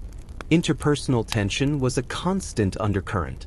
Apprentices and journeymen were eager to prove themselves, sometimes offering suggestions that clashed with the established hierarchy. Masters had to navigate this delicate terrain, encouraging initiative while maintaining order, authority, and safety. A single error born of impatience or overconfidence could create danger for the entire team. These moments taught subtle lessons about leadership, collaboration, and humility, reinforcing that skill alone was insufficient without respect, communication, and patience. Meals punctuated the long hours of labor, providing both sustenance and a space for social cohesion. Bread, thick stews of beans or lentils, and occasional cheese or salted fish fueled bodies, while conversation ranged from technical analysis to shared stories and rumors. Workers discussed lifting techniques, scaffold reinforcement, and mortar adjustments, while apprentices listened, asked questions, and absorbed knowledge about both construction and social dynamics. Patrons changing whims, sometimes a senator demanding a higher arch or a more intricate facade, added additional pressure, prompting creative problem-solving and collective debate over potential solutions. Evenings were filled with quiet reflection and subtle observation. Builders lingered near scaffolds, studying the play of sunlight across arches, noting how minor imperfections could affect both structural stability and aesthetic impact. Fires in communal quarters provided warmth, a focal point for storytelling, teaching, and shared laughter. Occasionally, wandering musicians or poets passed through, offering a temporary mental escape from the intensity of labor. Children darting among adults reminded everyone that life existed beyond work, providing laughter and unpredictability that both relieved tension and strengthened social bonds. Weather continued to shape each day. Summer heat hardened mortar and made lifting stones exhausting, Sudden storms threatened stability and forced rapid reinforcement. Winter frost stiffened muscles and slowed progress. Builders learned to anticipate these factors, adapting scaffolding, adjusting mortar composition, and timing heavy lifts to maximize safety. Apprentices absorbed these lessons, gradually developing a keen sense of material behavior and environmental response that was essential for mastering complex structures. Rumors and intrigue added another layer to the workday. Whispers about patrons' last-minute design changes, secret techniques among master builders, or unusual marks on stones encouraged careful observation and cautious experimentation. Stories, whether true or exaggerated, fostered creativity and critical thinking, teaching apprentices to combine ingenuity with caution. Even playful myths, like enchanted stones that settled themselves under the master's gaze, served as cultural touchstones, reminding workers that imagination, observation, and subtle humor were as valuable as physical skill. Apprenticeship was in constant evolution. Young builders refined their precision, anticipated structural behavior, and developed rapid problem-solving skills. Mistakes were frequent but became lessons in patience, adaptability, and foresight. Occasionally, a particularly inventive apprentice devised a solution previously unknown to the masters, earning quiet respect and integrating new techniques into standard practice. Knowledge flowed in multiple directions, blending tradition with innovation, experience with experimentation, and individual insight with collective wisdom, creating a resilient and cohesive workforce. Physical labor and mental engagement remained inseparable. Every lift, chisel strike, scaffold adjustment, and mortar mix required foresight, calculation, and intuition. Builders interpreted subtle cues from sunlight, shadow, wind, and water to adjust technique, ensuring structural stability and precision. The integration of strength, perception, collaboration, and creativity transformed labor into a continuous dialogue with materials, environment, and colleagues. Reflection accompanied nightly rest. Leaning on mats or walls, workers replayed the day's challenges, innovations, and minor crises, envisioning completed structures and imagining solutions to unresolved problems. Memories of apprenticeships, guidance from mentors, and family ties to previous construction projects provided context and continuity, linking individual effort to a broader legacy. Each stone, arch, and wall became part of a living narrative, embedding human endeavor into the city's enduring form. Nightfall brought profound stillness. The city's bustle faded, leaving distant carts, hushed conversations, and occasional wandering animals. Within living quarters, voices softened, stories turned reflective, and plans for the next day were rehearsed silently. Even during rest, minds remained active, analyzing techniques, anticipating challenges, and imagining solutions. Each day's labor bridged human effort, skill, ingenuity, and enduring architecture, forming a living testament to collaboration, creativity, and shared memory that would define the city for generations. The morning air carried a tense anticipation as workers assembled near the tallest scaffolds yet attempted on this site. The previous day had left several minor misalignments in the arches, and a sudden gust of wind had caused a temporary wobble in one of the tallest beams, sending shivers through everyone present. Master builders immediately convened, tracing lines with plumb bobs, measuring angles with precise instruments, and recalculating the weight distribution across the structure. Apprentices crowded at the edges, their hearts pounding, aware that the smallest misjudgment could cascade into disaster. Today would test not just skill but composure, collaboration, and ingenuity. Complex engineering challenges demanded inventive solutions. Certain stones were too heavy for conventional pulleys, requiring the team to improvise with additional counterweights, carefully braced wooden beams, and synchronized human effort. Masters demonstrated how subtle adjustments, slightly shifting a rope's anchor, repositioning a brace by inches, or realigning a support beam, could make the difference between stability and collapse. Apprentices learned that observation and timing were as crucial as strength, One premature pull or misaligned anchor could undo hours of labor and endanger everyone nearby. Every correction became a live lesson in physics, material behavior, and teamwork. Mistakes remained a constant teacher. A minor misalignment in a column caused a near catastrophe, prompting immediate adjustments. Stones were carefully lifted and repositioned, scaffolds reinforced, and counterweights recalculated. Apprentices watched how masters responded without panic, coordinating dozens of workers with minimal verbal instruction, their actions precise, deliberate, and calm.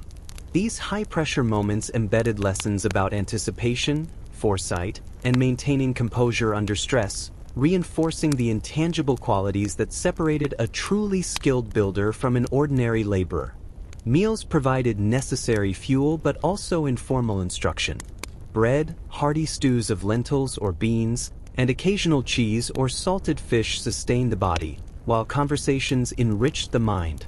Workers shared insights about load distribution, scaffold tension, and mortar consistency, while apprentices listened, asked questions, and absorbed lessons on both construction and leadership. Patrons' last-minute demands, such as a taller arch or a more intricate facade, prompted lively debate and brainstorming, teaching apprentices how to navigate complexity, compromise, and collaborative problem-solving. Humor and storytelling alleviated tension, creating a balanced atmosphere where learning and social cohesion thrived. Afternoons were periods of both challenge and innovation. Environmental variables, sunlight, wind, temperature, added unpredictability. Summer heat hardened mortar unevenly, frost caused stone expansion, and sudden storms threatened stability. Builders adjusted scaffolds, recalculated pulley tensions, and modified mortar mixtures on the fly. Apprentices observed how masters interpreted subtle cues in materials and surroundings, learning to predict behavior and act preemptively. Every challenge reinforced adaptability, creativity, and technical understanding, while also fostering trust between team members who relied on each other to manage risk. Evenings offered reflection and subtle observation. Workers lingered near arches, studying shadows, light, and minor imperfections that suggested adjustments for the next day. Fires in communal areas provided warmth and gathering spaces for storytelling, debate, and mentorship. Occasionally, wandering musicians or poets arrived, offering brief mental reprieve. Children from nearby streets ran among the adults, laughter echoing across scaffolds, reminding everyone that life existed beyond labor and providing unstructured joy that softened the intensity of work. These moments nurtured community bonds, reinforced attention to detail, and encouraged apprentices to integrate observation with practical skill. Weather continued as an unrelenting instructor. Summer heat, storms, and frost demanded continuous adaptation. Builders read environmental cues, the effect of sun on mortar curing, wind stress on scaffolds, frost-induced stone expansion. Mastery involved blending observation with technical expertise, ensuring structural integrity while maintaining workflow. Apprentices gradually internalized these patterns, developing instinctive awareness that would guide decisions in future projects. Rumors and intrigue persisted. Stories about patrons' sudden design changes, secret master techniques, or mysterious carvings encouraged creativity, experimentation, and careful observation. Even exaggerated or playful tales reinforced vigilance and responsibility, highlighting the cultural wisdom that complemented technical knowledge. Apprentices absorbed lessons from narrative and observation, learning that ingenuity must coexist with caution and collaboration. The apprenticeship system continued to deepen. Young builders honed precision, anticipated structural behavior, and learned rapid problem-solving under pressure. Mistakes were frequent but instructive, teaching patience, adaptability, and strategic thinking. Occasionally, an innovative solution from a junior worker resolved a complex problem, earning respect and subtly influencing standard practices.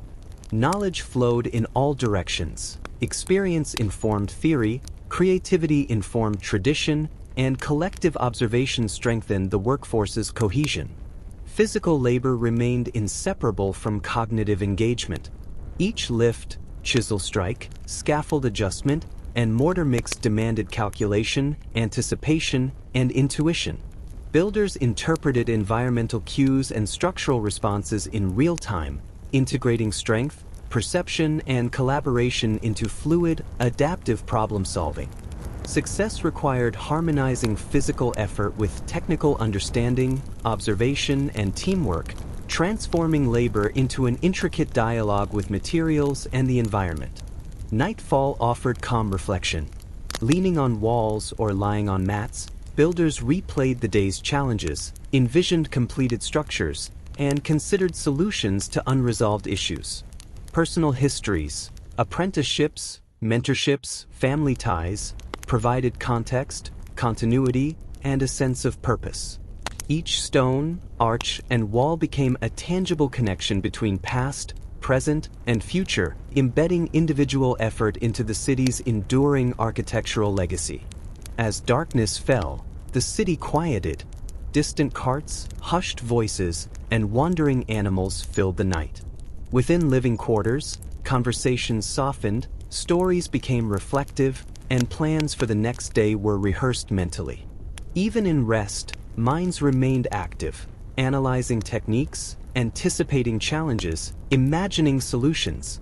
Each day's labor bridged human effort, skill, ingenuity, and lasting architecture, forming a living testament to resilience, collaboration, and the collective memory of Rome's builders.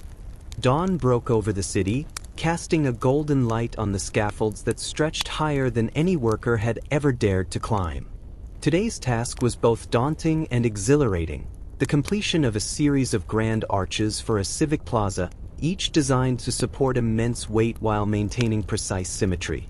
The masters gathered, reviewing their measurements and recalculating load distributions, while apprentices watched attentively, absorbing the delicate balance between mathematical precision, physical labor, and artistic vision. Every stone, every rope, every scaffold brace mattered. The margin for error was non-existent, and yet the opportunity for ingenuity was immense. The day began with lifting operations, where massive stones had to be raised in perfect alignment. Pulley systems had been reinforced with additional counterweights, and beams meticulously adjusted to prevent wobbling under load. Masters demonstrated subtle techniques, shifting a rope's angle by mere inches, inserting temporary wedges to stabilize stones, or repositioning scaffolds slightly to compensate for uneven weight distribution.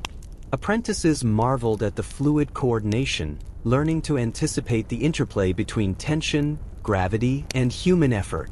Even the slightest misjudgment could ripple through the structure, teaching that vigilance, patience, and foresight were as crucial as strength. Unexpected challenges arose quickly. A minor crack appeared in a supporting column, threatening to compromise the entire arch. The masters acted with calm urgency. They reinforced the base, redistributed weight, and carefully monitored the settling of adjacent stones. Apprentices were enlisted to assist, observing every maneuver and noting how adjustments were calculated and executed. This incident became an impromptu lesson in risk assessment, problem solving under pressure, and the interplay between individual responsibility and collective coordination. Mistakes, when managed carefully, were transformed into invaluable learning experiences. Meals punctuated the long hours, providing nourishment and moments of reflection. Bread, thick stews of lentils or beans, and occasional cheese or salted fish sustained both body and morale. Conversations at the midday break ranged from technical discussions about mortar consistency, load-bearing angles, and scaffold design, to lighter stories about distant projects, patrons' unpredictable whims, and subtle rivalries among masters. Apprentices absorbed these lessons quietly, learning not only practical skills but also the social dynamics that govern the workflow, hierarchy, and respect essential for maintaining cohesion on such complex projects. Afternoons demanded intense focus and ingenuity. Environmental factors, summer heat, wind, or sudden rain, interacted unpredictably with stone and mortar. Builders adjusted scaffolds, recalibrated pulleys, and modified mortar mixtures in response.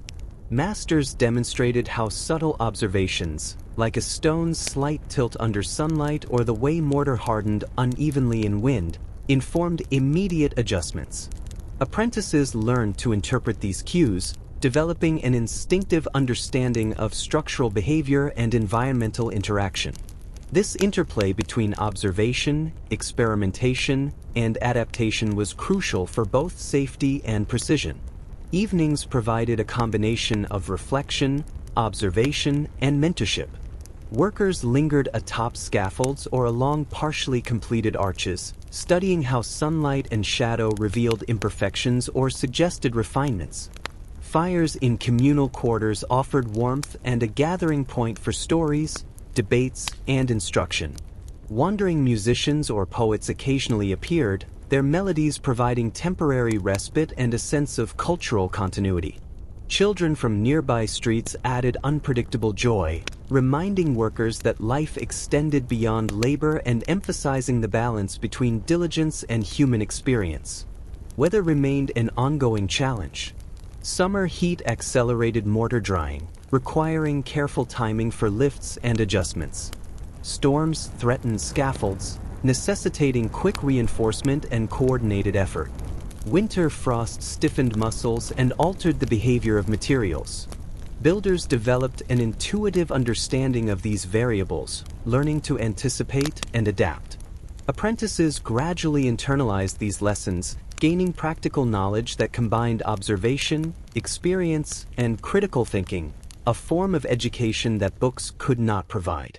Rumors and storytelling continued to influence daily life.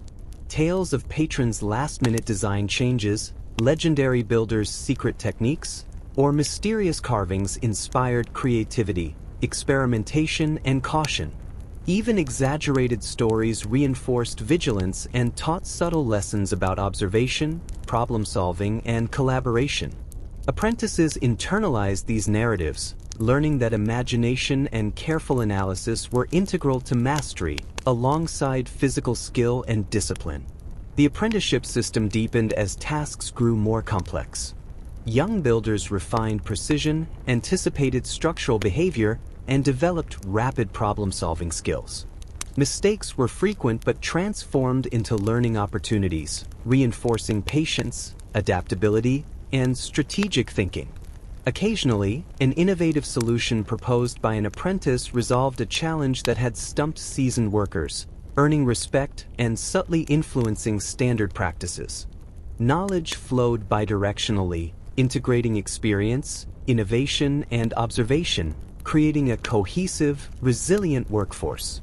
Physical labor and mental engagement remained inseparable. Every lift, chisel strike, scaffold adjustment, and mortar application demanded calculation, intuition, and foresight. Builders interpreted environmental cues and material responses in real time, integrating strength, perception, and collaboration into fluid problem-solving. Success required harmonizing effort, observation, technical skill, and teamwork, transforming labor into a continuous dialogue with materials, colleagues, and the surrounding environment. Nightfall offered calm reflection. Leaning on walls or reclining on mats, builders replayed the day's triumphs, near misses, and ingenious solutions, imagining completed structures and considering plans for unresolved challenges. Personal histories, apprenticeships, mentorships, and family connections provided context, continuity, and a sense of participation in a broader legacy. Each stone, arch, and wall became part of a living narrative, embedding human endeavor into the city's enduring architectural landscape. The morning began with a tense stillness, the kind that precedes both great achievement and disaster. Overnight, a miscalculation in the placement of a large arch had caused a subtle but dangerous shift in the supporting stones. The masters immediately gathered, their eyes scanning each connection, each scaffold brace, and each joint. Apprentices followed closely, hearts pounding as they realized the magnitude of the situation. A single misjudgment could collapse an entire section, undoing days of labor and putting lives at risk. Today, precision, ingenuity, and calm composure would be tested to their limits. The error required immediate intervention. Workers scrambled to reinforce the compromised structure. Additional beams were inserted, counterweights adjusted, and mortar carefully applied to stabilize shifting stones. Masters demonstrated techniques for distributing weight incrementally, using synchronized lifts and subtle alignment adjustments to prevent further movement. Apprentices observed every step, absorbing lessons about crisis management, teamwork under pressure, and the delicate balance between haste and patience. Even minor decisions, where to place a wedge, which rope to tighten first, carried life or death consequences. Mistakes like this were both dreaded and instructive. Each error exposed vulnerabilities, teaching apprentices how to anticipate and prevent similar situations. When a scaffold threatened to buckle under the adjusted load, workers reinforced it with diagonal braces and temporary supports, carefully calculating angles and tensions. The process demanded continuous observation, critical thinking, and flawless coordination. Apprentices learned that engineering skill was inseparable from judgment, intuition, and communication. Even the strongest worker could not succeed without understanding the interconnectedness of every element. Meals remained essential, not just for sustenance but for maintaining morale and cohesion. Bread, hearty stews of lentils and beans, and occasional cheese or salted fish provided energy, while conversation ranged from technical discussion to storytelling. Workers analyzed the morning's near disaster, debating alternative techniques and sharing insights about scaffold stability, stone behavior, and mortar properties. Apprentices absorbed these lessons, understanding that knowledge extended beyond individual experience. It was collective, cumulative, and essential for survival and success. Humor, often emerging after tense moments, alleviated stress and reinforced social bonds, reminding workers that resilience was as much emotional as physical. Afternoons brought both relief and renewed vigilance. Environmental factors, summer heat, wind, sudden rain, continued to affect material behavior unpredictably.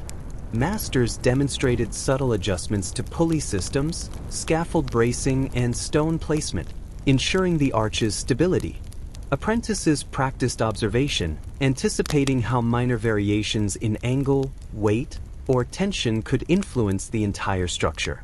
These experiences reinforced the integration of technical skill, environmental awareness, and collaborative problem-solving, highlighting that mastery required both intelligence and experience in equal measure. Evenings offered reflection and subtle observation. Workers lingered on scaffolds or near arches, studying shadows, sunlight, and slight imperfections invisible during the day. Fires in communal areas provided warmth and a gathering point for stories, mentoring, and informal instruction. Wandering musicians occasionally appeared, their melodies offering mental reprieve and a reminder of cultural life beyond labor. Children playing nearby brought unpredictable joy, reinforcing the balance between duty and human experience. These moments nurtured social bonds, reinforced observation skills, and reminded apprentices that construction was not only physical labor but an interplay of artistry, culture, and community. Weather remained a persistent teacher. Mortar hardened unevenly in heat, frost stressed stone joints, and wind threatened tall scaffolds. Builders developed an intuitive understanding of these variables, learning to anticipate challenges and act preemptively. Apprentices gradually internalized these lessons, gaining knowledge that was practical, observational, and impossible to learn from books alone. Mastery required harmonizing skill, judgment, and environmental awareness, ensuring both safety and precision. Rumors and storytelling continued to influence life on site. Tales of patrons' sudden demands, secret techniques of legendary builders, and strange markings in stone encouraged creativity and cautious experimentation. Even exaggerated myths reinforced vigilance, problem-solving, and collaboration. Apprentices internalized lessons from these stories, understanding that imagination, careful observation, and teamwork were as vital as physical strength and technical skill. Apprenticeship deepened through crises. Young builders refined precision, learned to anticipate structural behavior, and developed rapid problem-solving skills under pressure. Mistakes, though frequent, became instructive, reinforcing patience, adaptability, and strategic thinking. Occasionally, an inventive solution by a junior worker stabilized a compromised structure, earning respect and subtly influencing standard practices. Knowledge flowed in all directions, integrating experience, innovation, and observation into a cohesive, resilient workforce. Physical labor and mental engagement remained inseparable. Every lift, chisel strike, scaffold adjustment, and mortar application required calculation, foresight, and intuition. Builders interpreted subtle environmental cues, adjusting technique to maintain stability and alignment. The integration of strength, perception, and collaboration transformed labor into a continuous dialogue with materials, colleagues, and the surrounding environment. Success depended on harmonizing effort, observation, and skill, creating structures that would endure for centuries. Nightfall brought quiet reflection. Leaning against walls or reclining on mats, builders replayed the day's challenges, near misses, and ingenious solutions. They envisioned completed structures and considered adjustments for unresolved problems. Personal histories, apprenticeships, mentorships, and family ties provided context, continuity, and a sense of connection to a broader legacy. Each stone, arch, and wall became part of a living narrative, embedding human effort into the city's enduring architectural memory. As darkness settled over the city, the noise faded, replaced by distant carts, hushed voices, and wandering animals. Within living quarters, conversations softened, stories became reflective, and plans for the next day were rehearsed mentally. Even during rest, minds remained active, analyzing techniques, anticipating challenges, and imagining solutions. Each day's labor bridged human effort, skill, creativity, and enduring architecture, forming a living testament to collaboration, resilience, and collective memory. The day began with a palpable tension that clung to the scaffolds like morning mist. A new section of the city gate, planned to rise higher than any previously constructed, awaited the first heavy lifts. The master builders gathered their teams, inspecting ropes, pulleys, scaffolds, and stone placement with meticulous care. Apprentices clustered at the edges, watching intently as every adjustment, every whispered instruction, and every subtle calculation had consequences that could ripple across the entire structure. Today would demand not only physical strength but patience, foresight, and seamless coordination. Lifting operations started with a cautious rhythm. Massive stones, some weighing more than any single worker could lift, were raised using reinforced pulleys and carefully balanced counterweights. Masters demonstrated the precision required, adjusting a rope by inches, shifting a support beam slightly, and monitoring the tension on every anchor point. Apprentices absorbed every nuance, learning to anticipate how forces would interact, how weight shifted through scaffolds, and how even minor deviations could compromise stability. It was a delicate balance of physics, intuition, and collective trust, a choreography of human and mechanical effort that demanded constant attention. Unexpected challenges arose almost immediately. A section of scaffolding groaned under the combined weight of stone and laborers, threatening to collapse. Instantly, teams moved to reinforce it. Diagonal braces were inserted, tension redistributed, and temporary anchors added to stabilize the structure.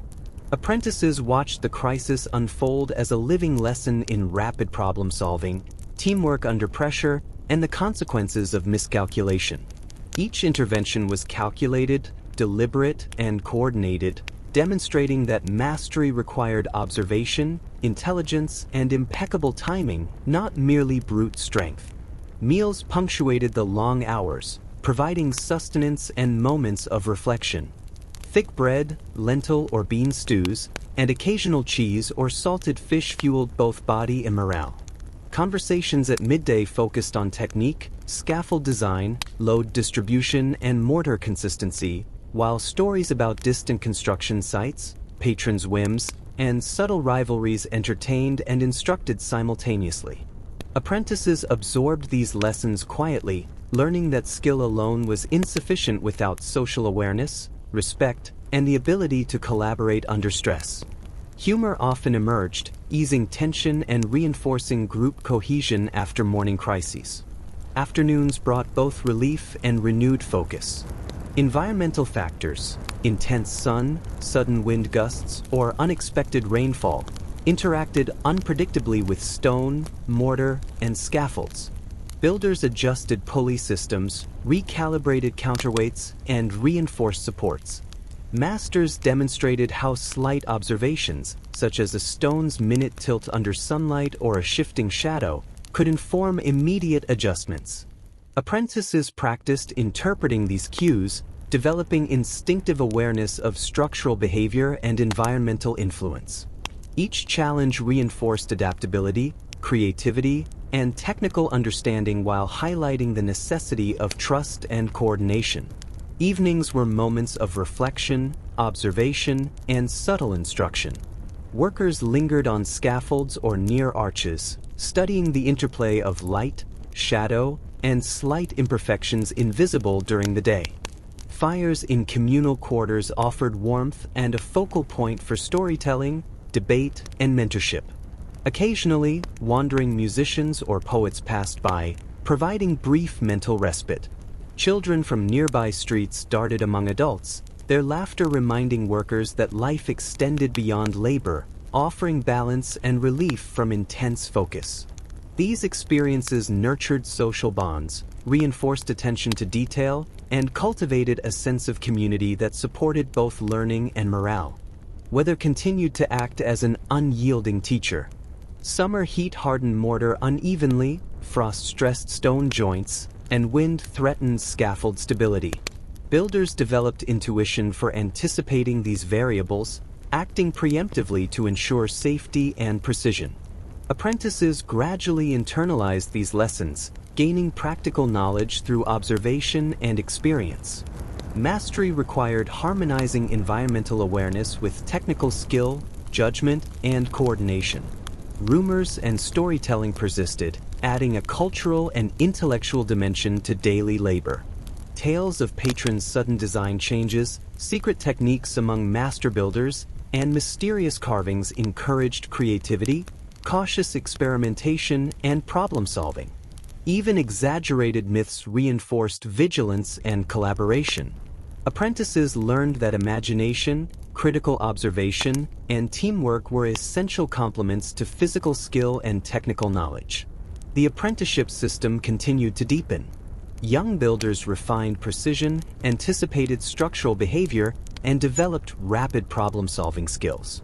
Mistakes, though inevitable, were converted into instructive experiences, fostering patience, adaptability, and strategic thinking. Occasionally, an apprentice's innovation, a slightly adjusted pulley or brace, stabilized a precarious section, earning quiet respect and influencing standard practice. Knowledge flowed bidirectionally, integrating experience, observation, and creativity into a cohesive and resilient workforce. Physical labor remained inseparable from cognitive engagement. Every lift, chisel strike, scaffold adjustment, and mortar application demanded foresight, calculation, and intuition. Builders read environmental cues, adjusted technique in real time, and coordinated fluidly with colleagues. Success depended on harmonizing physical effort, technical understanding, observation, and collaboration, transforming labor into a dialogue with materials, environment, and fellow workers. Nightfall brought quiet reflection and anticipation for the next day. Leaning on walls or reclining on mats, builders replayed the day's triumphs, near misses, and ingenious solutions. They envisioned completed structures and considered unresolved challenges. Personal histories, apprenticeships, mentorships, and family connections provided context, continuity, and a sense of purpose. Each stone, arch, and wall became part of a living narrative, embedding human effort into the city's enduring architectural legacy. As darkness enveloped the city, the noise faded, replaced by distant carts, hushed voices, and wandering animals. Within living quarters, voices softened, stories became reflective, and plans for the next day were rehearsed silently. Even during rest, minds remained active, analyzing techniques, anticipating challenges, and imagining solutions. Each day's labor bridged human effort, skill, ingenuity, and enduring architecture, forming a living testament to resilience, collaboration, and collective memory.